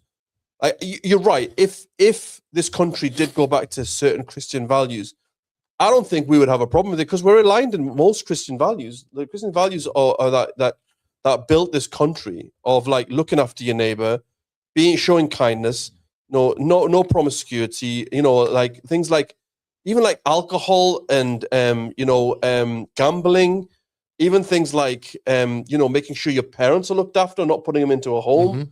Like these are all values that we agree with, that we're aligned in all of these different things. So why wouldn't we say, if you are going to be Christian, be Christian. Be real Christian. And follow it properly though. Yeah. Right? All right, this is from Den. Example, I think he's following on from what you said before. Example, Lee Rigby's killer handed over 50 verses from the Quran that he believed justified him committing an act over foreign policy. And you know what? I've addressed this so many times, right? The killers of Lee Rigby, they were extremely uneducated about their own religion. They were brainwashed, and they had they even said it to the camera. He said it very, very clearly. His whole intention was, you guys are doing this to Muslims in our country, so we're going to do this here. Well, what has that got to do with Islam? That's politics. He made his intentions very clear. I am just doing what you guys are doing to our people, which is not even an argument, right? Yeah. It's not a valid argument, really. In Islam, it's not a valid argument. What's haram is still haram. Yeah. Okay? What's wrong is still wrong. Doesn't matter how many times you try to twist the scripture to try and make it fit your narrative. And listen, everyone has done it. The IRA, whatever you think of them, pro or against, they did the same. They used their scripture and the religion, and the opposition to IRA did the same thing, by the way. And they shrouded it with religion. It was a political issue that they shrouded with religion, right? In order to make it more palatable. Some Muslims are doing that. Some deviant Muslims are doing that. Misguided Muslims are doing that as well. I've said it before. You can twist any religious book for your own gains. You can take and twist verses out of any book you want. You've got Buddhists that are committing atrocities around the world, right? Like Buddhists of all people. They're supposed to be peaceful people. Exactly. But Buddhist monks as well, by the way. Yeah. Not just Buddhists, Buddhist monks, right? So you can twist and you can take anything out of context. Does that make it acceptable? Okay, show me which scholars from across the Muslim lands supported the killers of Lee Rigby. Genuine scholars. Show me one. You will not find one, right? So don't take ignorant people as the standard for representing the religion. They're not. They're not. Let's go to another comment on the page that came up. Jazzy, what you got? Why call Muhammad a prophet ﷺ when he never... It's not capital letters in that, bro. What's going on? Everything was a cap... Oh, man. Okay, sorry. Why call Muhammad ﷺ a prophet when he never performed any miracles or prophesied a goddamn thing? Okay, well, again, this person clearly hasn't studied the life of the Prophet, peace be upon him. Yeah. Clearly. Yeah. You've made a lot of assumptions there. Go and study it. I recommend you get a book called When the Moon Split. Yeah. It's a Dar es Salaam print. Oh, is that a miracle? Oh, okay. I suggest you go and get that book and see all the miracles that Prophet Muhammad did during his life, all the prophecies that he prophesied during his life, which came true after his death, by the way, right? And you will then re-evaluate your comment and say, actually, he was a prophet. Go and study it and then come back to me and we'll have that conversation. Don't make an assumption because that's just stupidity. Yeah. Right? Anything else you guys want to add to that? Isaac? I'm good. There you go, man. All right. Anything else you want to add to the whole discussion of this, what we're talking about? You guys got anything? It's a lack of education, which a lot of this comes Get down closer to the mic, boys. It's a lack of education, which a lot of this comes down to. It's a case of you need the patience to sit down and have a look at what the religion is about. And you need to do that with every single faith in order to get a full understanding of what's going on. So you don't end up slandering. You don't end up misconstruing beliefs that other people have. Support.idc.com. We have the literature for you to do that. Yeah, good. Well, hold on before we do. Go back to, oh gosh, you go and do the comments then. Jessica, walaikum salam, Jessica. Salam. Hope you're well. Sportidc.com, sister. Next one. But why did he feel justified committing such an act? The 50 verses should have been fact-checked as it his motive for committing the violence. Look, again, like I said, people can twist whatever they want, bro. That's the problem is, I didn't hear about the 50 verses, to be honest with you. I didn't think he did that. But again, like I say, you can twist whatever you want. That's the problem, right? Next one. I think it's fair to say these comments are assumptions or speculation. Not one of them seems to have really looked or educated themselves properly. Absolutely. Let me go to another comment. Do the flying flag one, Jazzy. Go on the banners. Go on the banners. Yeah, that one. Why are women allowed to? Here's one for you. Right? You ready? Go on. I'm going to do it in like the thought of what I think the Go person on. sounds like when he's saying this as well. All right? Ready? Why are women allowed to wear, it sounds like Danny, doesn't it? Why are women allowed to wear abayas and burqas to express their extreme religious views, but English folk can't fly a Union Jack? I have a question. What happens if the burkas is a Union Jack burka? You got a problem with that? Yeah. A, what's your thoughts on that one, mate? Why are women allowed to wear abayas and burqas to express their You know why? extreme religious views? Hold on. I think you're saying burgers, not Burqas. To this British man who's had his Arabian tea in the Islamic pod. But English folk can't fly a Union Jack. There's so much nonsense in that statement. I don't even know where to start. Why are Muslim women allowed to wear their abayas and burqas? Burqas. Because it's British to do that. We have the freedom of religion. Controversial. No, it's not. Why? We have the freedom of religion to express ourselves. Oh, yeah. It's part of legislation. It's part of being a liberal secular democracy. You have the right to express yourself. You have the right to freedom of speech. You have the right to wear whatever you want to wear. You have the right to practice your religion. And that's the first point. So shut your cake hole, first of all. Second point is, because you don't know what you're talking about. Second point is, No need for that. it's not extreme Islam. It is part of Islam. It's part of modesty. It's part of the uniform. It's part of being Muslim. It's part of submission to God, right? So get on your bike. Hold on. Let me address it one by one. Go on. Let Muslim women be Muslim women, right? Then the last point was, and we can't fly our Union Jack. Yeah. What are you talking about? There's Union Jacks all over the place. Who's getting fined for that? Who's getting fined? Who's getting arrested for that? I don't know. No one.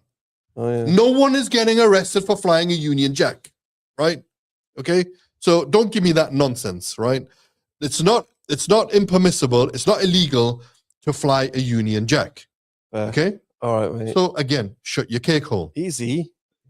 Whoever said that might have been a nice person. All right, here's one from Hafsa.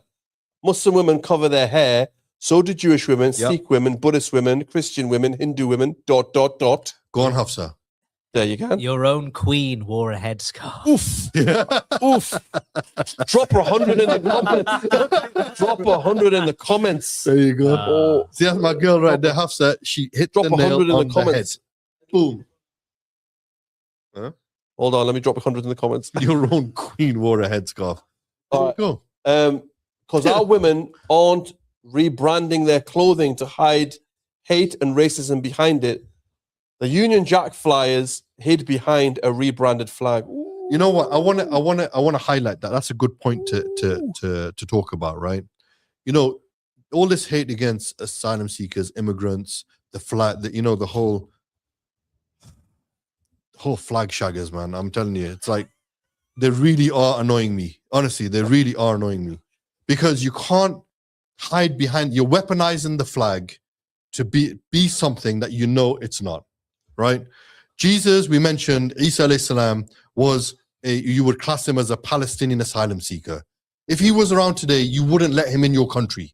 What kind of Christian are you, right? And you hide behind that. St. George was a Palestinian Turkish. You adopted the flag of a foreigner. You adopted the flag of a foreigner who supposedly killed a mythical creature anyway, right? But who never set foot in England, right?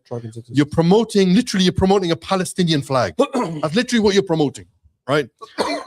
And the Union, as for the Union Jack, you want to talk about illegal immigrants coming on boats. You know what? The British Empire were the first illegal immigrants coming to lands in boats. And guess what they were doing when they were colonizing and enslaving our people? Flying the Union Jack. So excuse me if I don't have love for the Union Jack. Excuse me, right? I'm sorry, but it has negative connotations to those who were subjected to oppression, rape, killing, colonization, slavery, and so on and so forth, right? So you can't, weaponize the flag more than it's already been weaponized. No, I'm on a roll here. Let me get it out of my chest. Let me get it out of my chest, right? Say it with your chest, brother. Let me get it out of my system right now, because the flag is a symbol of colonialism as far as I am concerned, right?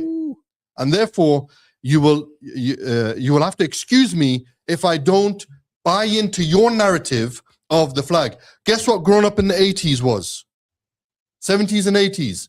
Guess what the St. George's flag and the Union Jack meant to people of color? National Front. It was hijacked by the National Front, the extremist far-right racists, the skinheads, who we were on the receiving end of violence, right? So growing up, that's what the flag represented. It was a symbol of not only colonialism, racism, and violence as well. And all you're doing is, I'm sorry to say, but all you're doing now is trying to bring that back.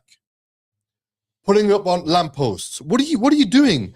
Poor old guy fell off the ladder and almost killed himself. One of them trying to do that, right? Did, but why are you weaponizing it? No, why are you weaponizing it? No one said nothing about the flags. Go and wave your flags. No problem. But don't weaponize it and say, oh, we can't put it up. You've been putting them up, right? But don't expect everybody to be happy about it, because your history testifies to something else, right? Your history testifies to this flag came with violence when the old skinhead boot boys were wearing the Union Jack and literally stomping on non-white people's heads, right? So don't expect everyone to accept that when you're doing the same thing again today. When you wave it in the football match, fine, that has an intent behind that. But when you're putting it up in the face of people after talking about anti-immigration, we know what your intentions are. I think that's the key point here. It's about the intention as well. And just let me give my perspective a little bit on this as well. Like, when England are playing in the World Cup or whatever, and you see the flag flying, it's like cool. Yeah, I can see that everyone's getting behind the team. Like they see that, come on, England, bring it home. Football's coming home. Never is coming home. Wait, it's not coming home. It never is. But hope is alive. All right. But and honestly, I'll be honest, Jay. When you go down streets where you see them now, is it meant to make you feel uncomfortable in that particular area? Thinking, are you going to get jumped, or is it? I've always wanted to actually go and knock on a flag flyer's house and just say, do you mind if I ask you, what's the crack with the flag? What is it? Your intent behind putting that flag out? Is it you saying foreigners not welcome, or is it you saying I'm proud to be British? What is the actual intent behind it? Proud to be English. Well, yeah. Alhamdulillah. Allahu Akbar. MashaAllah. Alhamdulillah. Alhamdulillah. May Allah bless you, brothers and sisters, for your donations. Jazakumullah khairan. Please keep them coming in. Support IDC.com. Look, our welcome packs for the Muslim sisters include abayas, include the dress that allows for them to show pride without kibr in being a Muslim in order to wear the uniform of our deen. Yep. So donate, support the new Muslims, get the Sadaqah al-Jariyah this Ramadan. I mean, Jazakallah khair. Go up a bit more. You missed a comment. You missed a few comments. No, up a bit more. All right. Okay. Yeah. Okay. Next one. It's between. What's that? After saying it's between us, regardless of our religion and our Lord. Also, it's just hair. It's not that deep. You can. It's not actually is that deep.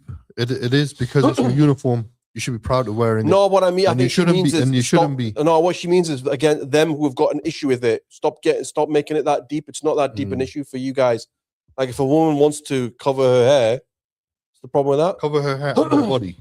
It's not a bad thing. I cover fully. My heart isn't full of hate, just full of cholesterol from too many samosas. Yeah. Support IDC.com. Let us feed the samosas to other people. No, give up the samosas, I like how you did that transition. To be fair, we have them at the exhibitions. We do. So, yeah, we give them to there. You go. Muslims there. Support.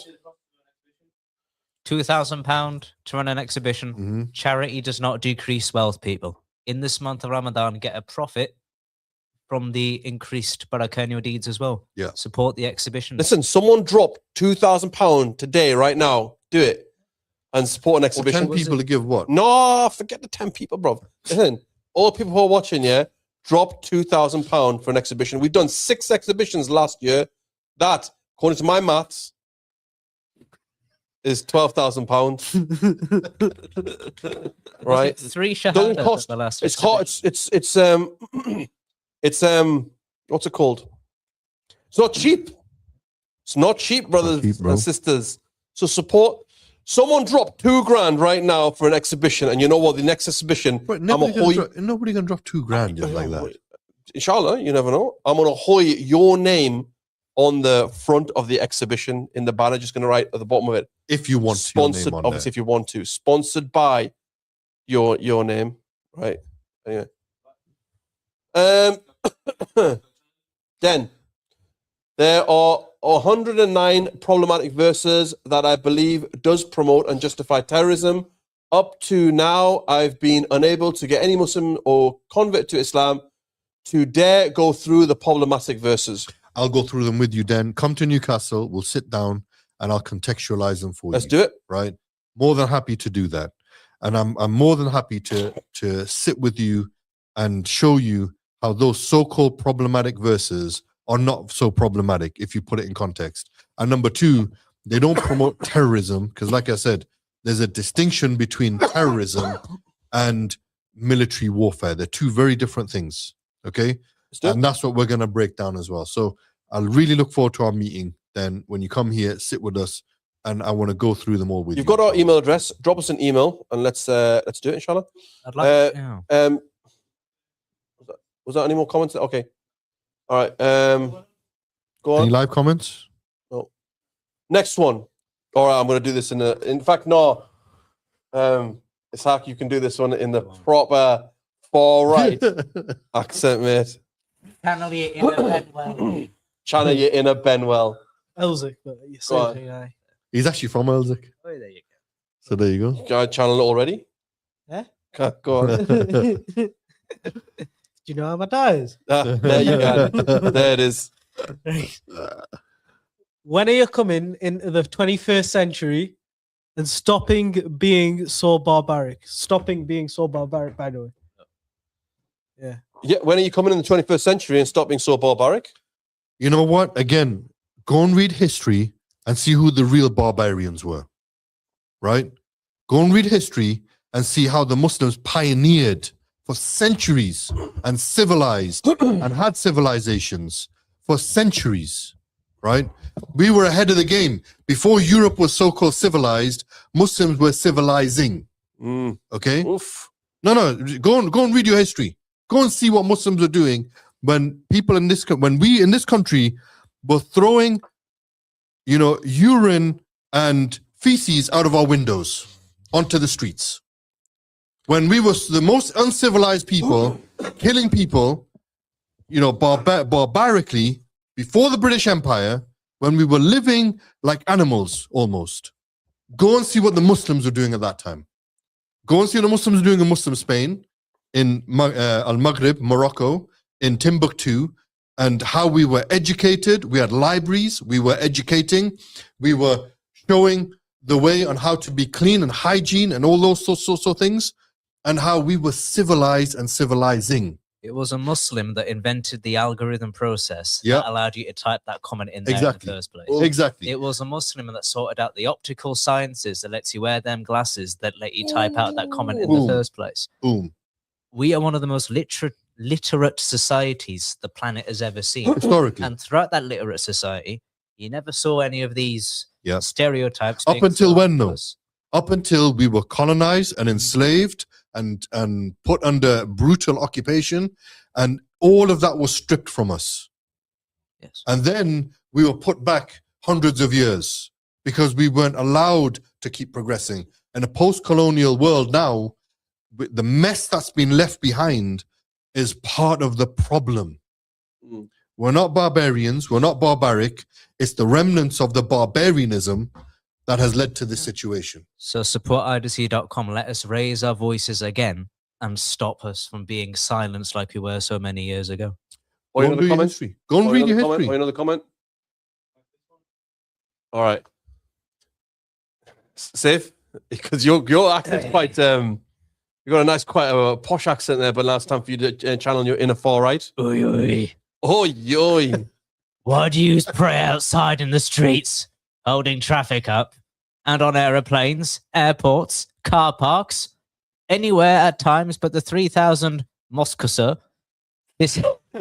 That's being built for you, or do it at home. That's been built for us. I mean, we built them ourselves, Yeah, bro. by the way, right? Right. We Who have built to the pray. mosques for us? We have to pray 5 times a day because the rights to Allah come first, no matter where we are. Now, I agree with one point that's on there. We shouldn't be holding up traffic. Hold on. If we Who's do, praying in the, hold on a on minute. the road? If I said if we do, What's praying on no the road? one, Someone's praying in no one is holding up traffic. No one is occupying any space. We will go into a quiet spot out of the way, Yeah. even if it's a public space, because when it comes time to pray and bow our head to Allah, we're going to do that first, regardless of what anyone thinks about that. We're not going to shy away from that. It doesn't affect anyone. It doesn't impact on anyone. And if it does, those Muslims should be considerate and not hold up anybody else. It actually goes against the prophetic teachings of the because Prophet. it goes against Prophet actually said don't block the way or harm block people. lock pathways and stuff like that. So Or harm no, people. I get the point, but honestly, I don't know who's holding up traffic. No one's holding up traffic. Who's man. It's an actually praying in assumption. the streets? I want to know who's actually praying on the road when they're like, Praying in a car park? It doesn't affect anyone. Well, who does it affect? What, no one. again, I don't understand the problem of praying on an airplane and an airport and a car park. What is the problem if it's done out of the way and not harming anyone? I've seen Jewish people praying on a plane. Yeah. And no one's saying anything about that. Like Yeah. I remember I was on a plane ride somewhere. It doesn't and I impact you saw in any way. the Jewish man was standing, just facing the wall and just doing his prayer. Yeah. No one had nothing to say about And in that. fact, if you're a patriotic Christian, you should be happy that people are praying to God. You should be promoting that. I've had it said to me at a workplace. There was a really nice manager there. She saw me praying in the corner of a sort of a cloakroom area. And she noticed that I was praying there. When I came out, she said she was so happy to see me praying Yeah. there because she thought of the back in the day in the Christian times, Yeah. which were better. Mm-hmm.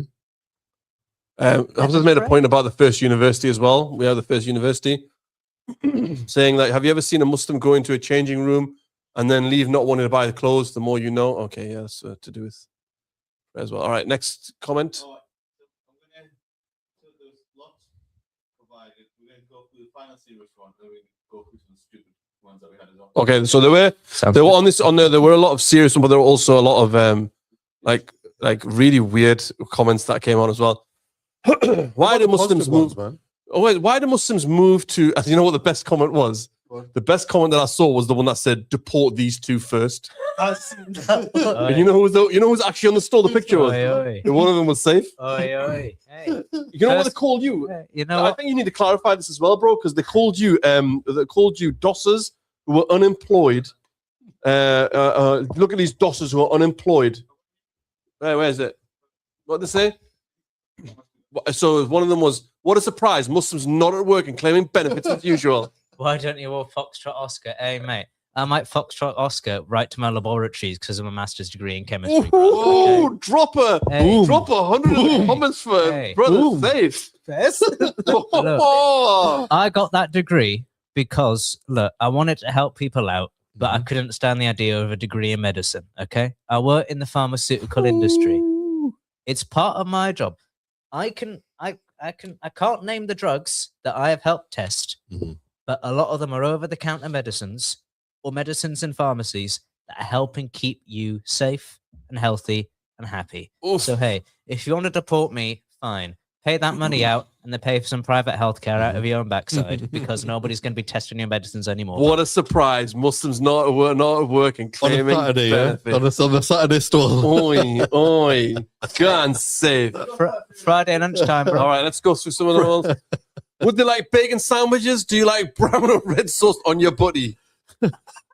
Isaac? I'm not a fan of brown sauce, but red sauce, I'd halal bacon? Clarify. Jesus, Clarify. your We're rashes, not mate. having Turn your bacon rashes. buddies. We're not having bacon buddies, but yeah, I'm not really a fan. I'm not a Unless fan it's of halal bacon. I never got brown sauce though. I can't Same. understand it. It's too. It's I no. like the tanginess of it. No, it's too fruity. I'm the only bit sweet, innit? Pakistani that hates I'm not garlic a sauce fan and of the likes brown fruitiness. sauce, bro. Not a fan of the fruity. Well, look, it's halal bacon, no problem. What's your issue? problem. Go on. When it's shifting. I want. Yeah. I Hey, when the want to go metro home now, comes, when the mate. metro comes, bro. I'm tired. Okay. Hey, Go on. but before Well, no, we go do- before. Go before. Is there That, no why other do you funny one? smell? What? Hey, Jordy, Why do you Jordy smell? Muslim What? Shop Al Haramain and Reef perfumes, mate. You Get go. yourself buying. Exactly. Support IDC.com. Fund the deal. Why do you smell, bro? Turkey said bacon, that? aye. How about aye? Aye, Turkey turkey bacon, bacon. man. Get on the turkey bacon. So there's a nice one.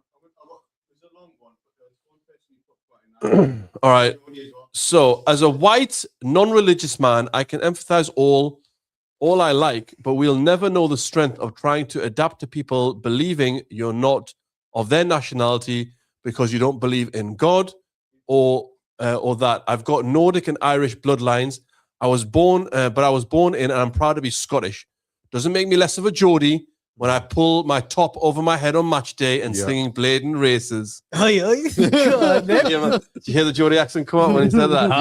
Similarly, it doesn't make Shola, Malik, Fabs, or Bruno any less of a Geordie.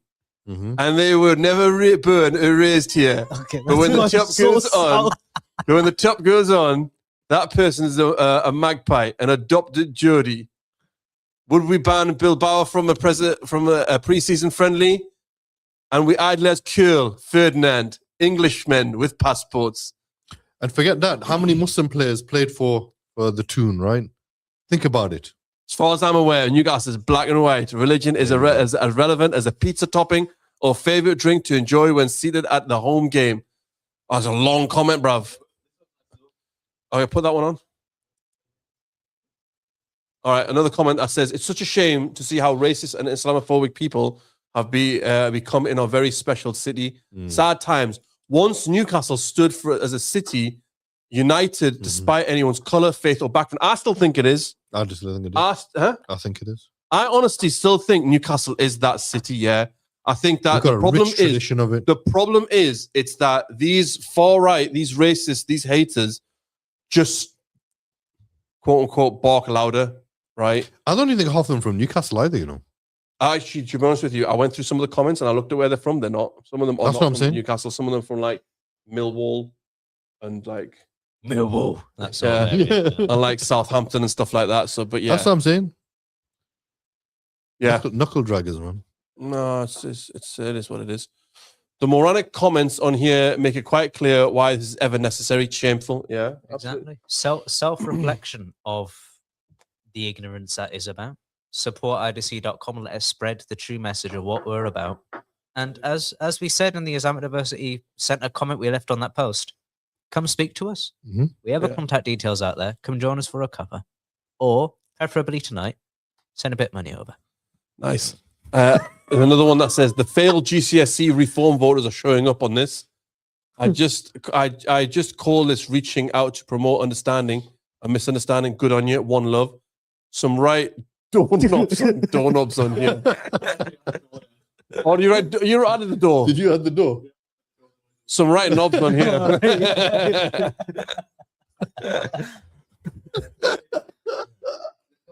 Go on. Apart from claiming benefits, why would they want to be here? You? Hey.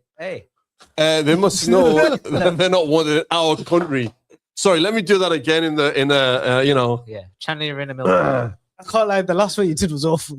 Please don't. No, it was more like he's from Afghanistan. man. Honestly, it That was sounded like an dreadful. Ashington. That was That like an was- Ashington. That was so That bad. actually sound like you're from County Durham. Apart from claiming benefits. No, this one's a bit better. Go on. Apart from claiming benefits, why would they want to be here? They must know that they're not wanted at all in our country. That's not true. That's just so not true. Like I What? just said, we were invited here, bro. What are you talking about? Wait a minute, I was born here. What the heck, man? So what's that? Wait a minute. Those are invite me. I don't understand Granddad that came here one, in the 50s. All right. Ridiculous comments from childish men who probably like a curry or a kebab after a few lagers on a weekend and go to Turkey for the holidays. And when they go home, it says Swedish IKEA furniture, the Japanese TV. Yeah, So and they get their seriously, turkey teeth from there as well. Seriously. You know what I mean? Yeah, them turkey teeth, mate. Ignorance. knuckle draggers, It's honestly. ignorance. Support IDC.com. Absolutely serious. Let us shatter those ceilings. Yeah, man. Turkey teeth, mate. All the way.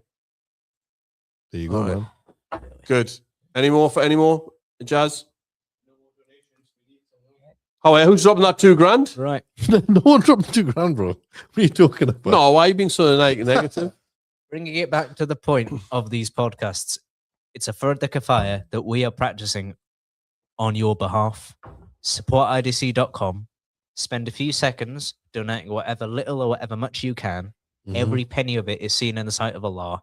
Every penny of it will go towards our work of breaking barriers, supporting you Muslims, help keep the lights on in here to help us carry on doing the work that we do in the name of Allah. Yeah. Charity does not decrease wealth. Support.com. Get donating. And for the knuckle draggers who do want a kebab after a night out, Pinar is the place to go. Yes. They have the best mixed grill going. Get your hot meze and your They have the Turkish teas. They have literally the best mixed grill going. Listen, they are Turkish brothers there as well, so they can actually point you in the right direction if you need to get your teeth sorted. Exactly. Get you to Bodrum, get you sorted out. If you need to get those hair implants, they can sort you out as well. I'm sure they know somebody who knows somebody. They can do very special price. The way you said that, I was like, yeah, come get your mixed grill, go on the back, we'll sort your teeth out. Oh, they've Go got, on the back they might again, know we'll sort your someone. hair They out. might know someone who might know someone. I'm helping you guys out. I'm It's not a helping you. one-stop shop, you know. Hey, this is public I'm service Just saying. information. I'm just here. and listen, if you need to, get in the phone corner and you can transfer your money to Turkey from there as In well. advance. So you can. It all comes together. It all comes together. I do want to ask you a question before we leave. All right? No, but I think something you mentioned before, yeah, about the flags and all that stuff, yeah. Because I'm going to play devil's advocate now. Go on then. Am I okay to do that now, or do you want me Do to? I'm going to throw it on you, yeah. Because I Let's do it. watched a video of. Turn the mics down a little bit because I can say who I.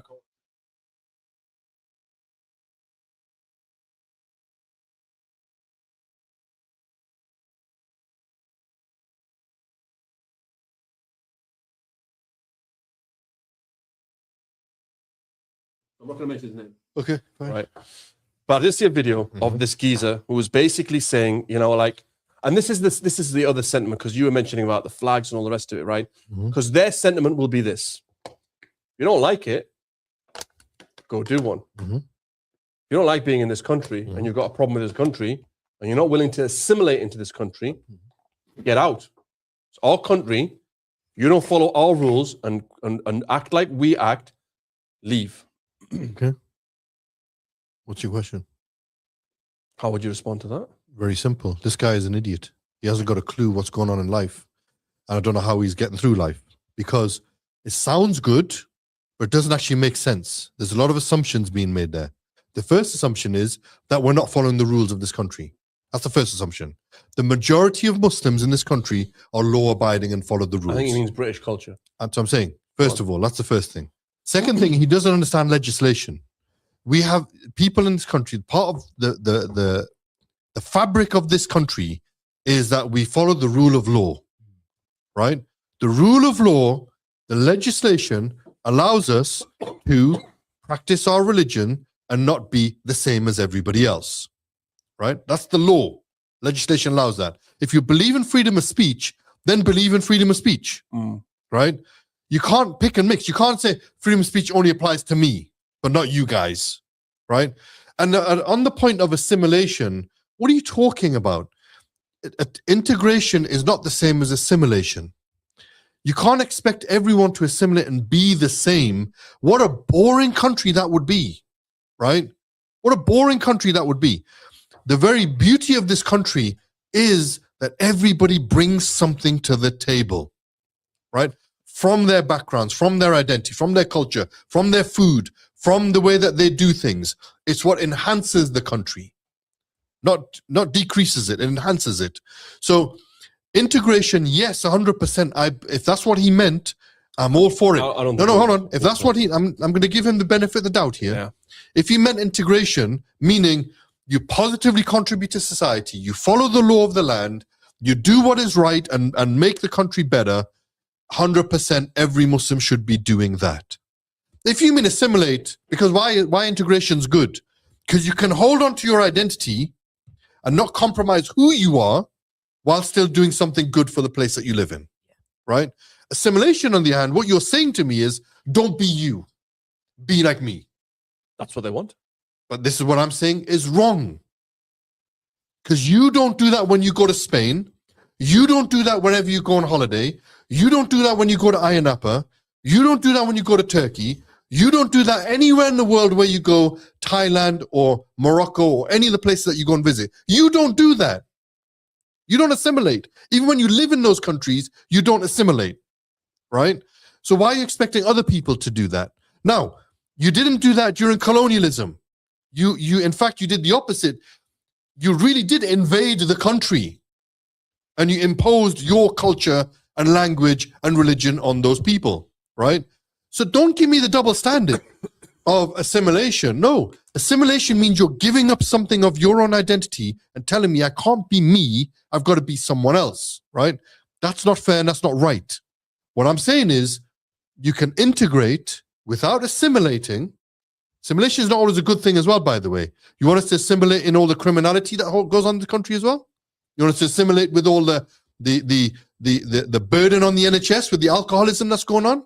You want us to assimilate with and be like you with all of the bad things that are going on as well? The teenage pregnancies and the abortions and blah, blah, blah. You want us to assimilate with that also? No. I think But I'm saying no. I know, but I'm saying no. Because why? Because I believe that to be wrong and harmful to our society. I believe that interest is wrong and harmful to our society. I believe that gambling is wrong and harmful to our society, as well as the individuals. I'm not going to assimilate on the bad things, even if it's legal. Even if it's legal, I'm not going to do that. But I am going to integrate. I'm going to bring my righteous lifestyle, do what I need to do to be me and hold on to my identity while still positively contributing to society so that you can benefit. You benefit from my taxes, just like everybody else benefits from everyone's taxes. You benefit from us bringing all our different cuisines to this country and bring a rich history of food and language and all the beautiful things that people bring, the diversity that people bring, right, to the table. It would be a very boring country and it'd be a very backward country. We wouldn't be able to compete on the global scale if we were all the same and English and being like white English people. We wouldn't be able to compete on the global scale. We wouldn't have the global talent that we have in sports and entertainment and business and so on and so forth. We bring our own business practices that contribute to the economy. We bring our rich talent. You wouldn't have Mo Farah. You wouldn't have Mo Farah getting all the gold medals for England. You wouldn't have 60% of the English football team. You wouldn't have that because they're not going to assimilate. They don't need to assimilate. They bring their identity and their skill and their talent, right? You wouldn't bring all the scientists from all over the world. We have someone in our organization right now who's on a global talent visa coming here to benefit this country in research and economics and finance. We have another volunteer who's come to this country on a global talent visa from another country, maintaining their identity, making this country better. She's a scientist doing research in science, right? You wouldn't have that. You don't need to assimilate to positively contribute. What we want is a rich, stable, what's the word? Vibrant society where everyone coexists and gets along and everyone brings something to the table and everyone benefits from the diversity and richness that everyone brings, right? Through integration. I'm all for integration. I'm not for assimilation. Assimilation is stupid, right? Because assimilation means you're going to give up something of who you are. And that doesn't make sense because you don't do that yourself. Don't bring a double standard. You don't lead by example when you go anywhere else in the world. You don't. So don't expect other people to do it when they come here. But what I do agree with him on, if you come here, don't be a criminal. If you come here, you made a contract, you made a social contract. The very fact that you came here, or you got a visa, or you got a passport, means that you're going to not be detrimental to society. That you're going to follow the law of the land. So be Muslim about it. Be a Muslim. I'm saying be Muslim when you come here because you're only going to enhance the country by being Muslim. How? You're going to fill up the places of worship. You're going to be God conscious, which means that you're not going to take away people's rights, which means you're not going to be a criminal, which means you're going to bring positivity to the society that you live in. You're going to bring back ethics and moral code, what they used to have in this country. You're going to respect women's rights. You're going to respect other people's rights. You're going to help your neighbor when they're in need. You're going to bring back that community feel to the country, which the country has lost. You're going to positively contribute economically, talent. You're going to teach language. You're going to put England back on the global map, right? Because you know how to deal with people now, right? What this individual said, it's stupid. It's stupid. You're just putting England. It's not very patriotic either. You're being detrimental to England by saying this stuff, right? If every foreigner and immigrant left, the NHS would collapse, literally. You would figure out waiting times, you'd have no time because there'd be no NHS, right? The whole education system would collapse because of the amount of people that are foreigners who are in the education system now. You would have most industries and businesses. You complain about the high streets now. There'd be no high street. There'd be no high street. The foreigners and the immigrants have saved the economy in this country, or saving the dying economy in this country. Right? No one can deny that. You would have no infrastructure because the tax you'd have a big loss in tax revenue. Who's gonna pay for the roads and the buildings? And have you seen the potholes in West End? No. Bro, the potholes are dangerous. They're causing tires to go I flat. had to change 2 of my tires. Right? Because the council are not doing what they're supposed to be doing. Right? My point is, you've got so much industry, you've got so much things going on that it's such a silly comment to make because that's not how the modern world works anymore. I mean, look, the comment sounds very nice, but I do think you're right. I think if you look deeper into it, and look, I do think it's just all about this sentiment of, look, if you're not going to be British, if you're not going to act British, then get out of this country. But make people feel British then. If you want people to act British, make them feel British. Don't make them feel like foreigners and people who are not part of society. If you otherize people, how are they going to then feel like they're British and English? How are they going to try and make the country better? If you keep constantly saying you're bad, you don't belong here, you don't do anything, then at some point people are going to say, well, okay, if we're not welcome here, let's go and take everything with us, right?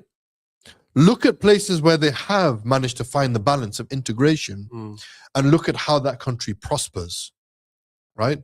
Look at how the countries that have done that and how people feel proud to be part of that country. That's true. Do you see what I'm saying? Okay, yeah.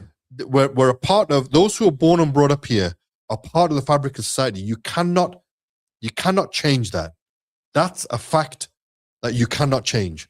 But make them feel like they're a part of it without compromising their identity, and watch how they will work harder to make this country better.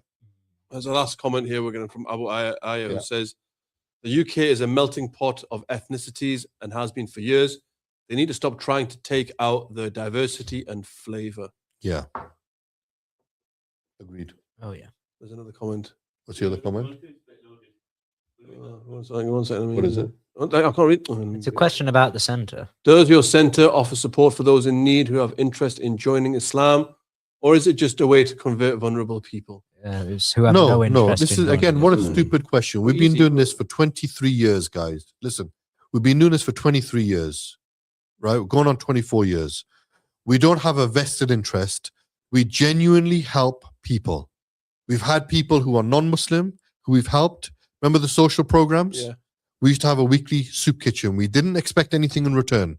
We used to go and visit the elderly, non-Muslim elderly in their homes Yeah, we did. for nothing in return. We did a help them keep them warm campaign. Nothing in return.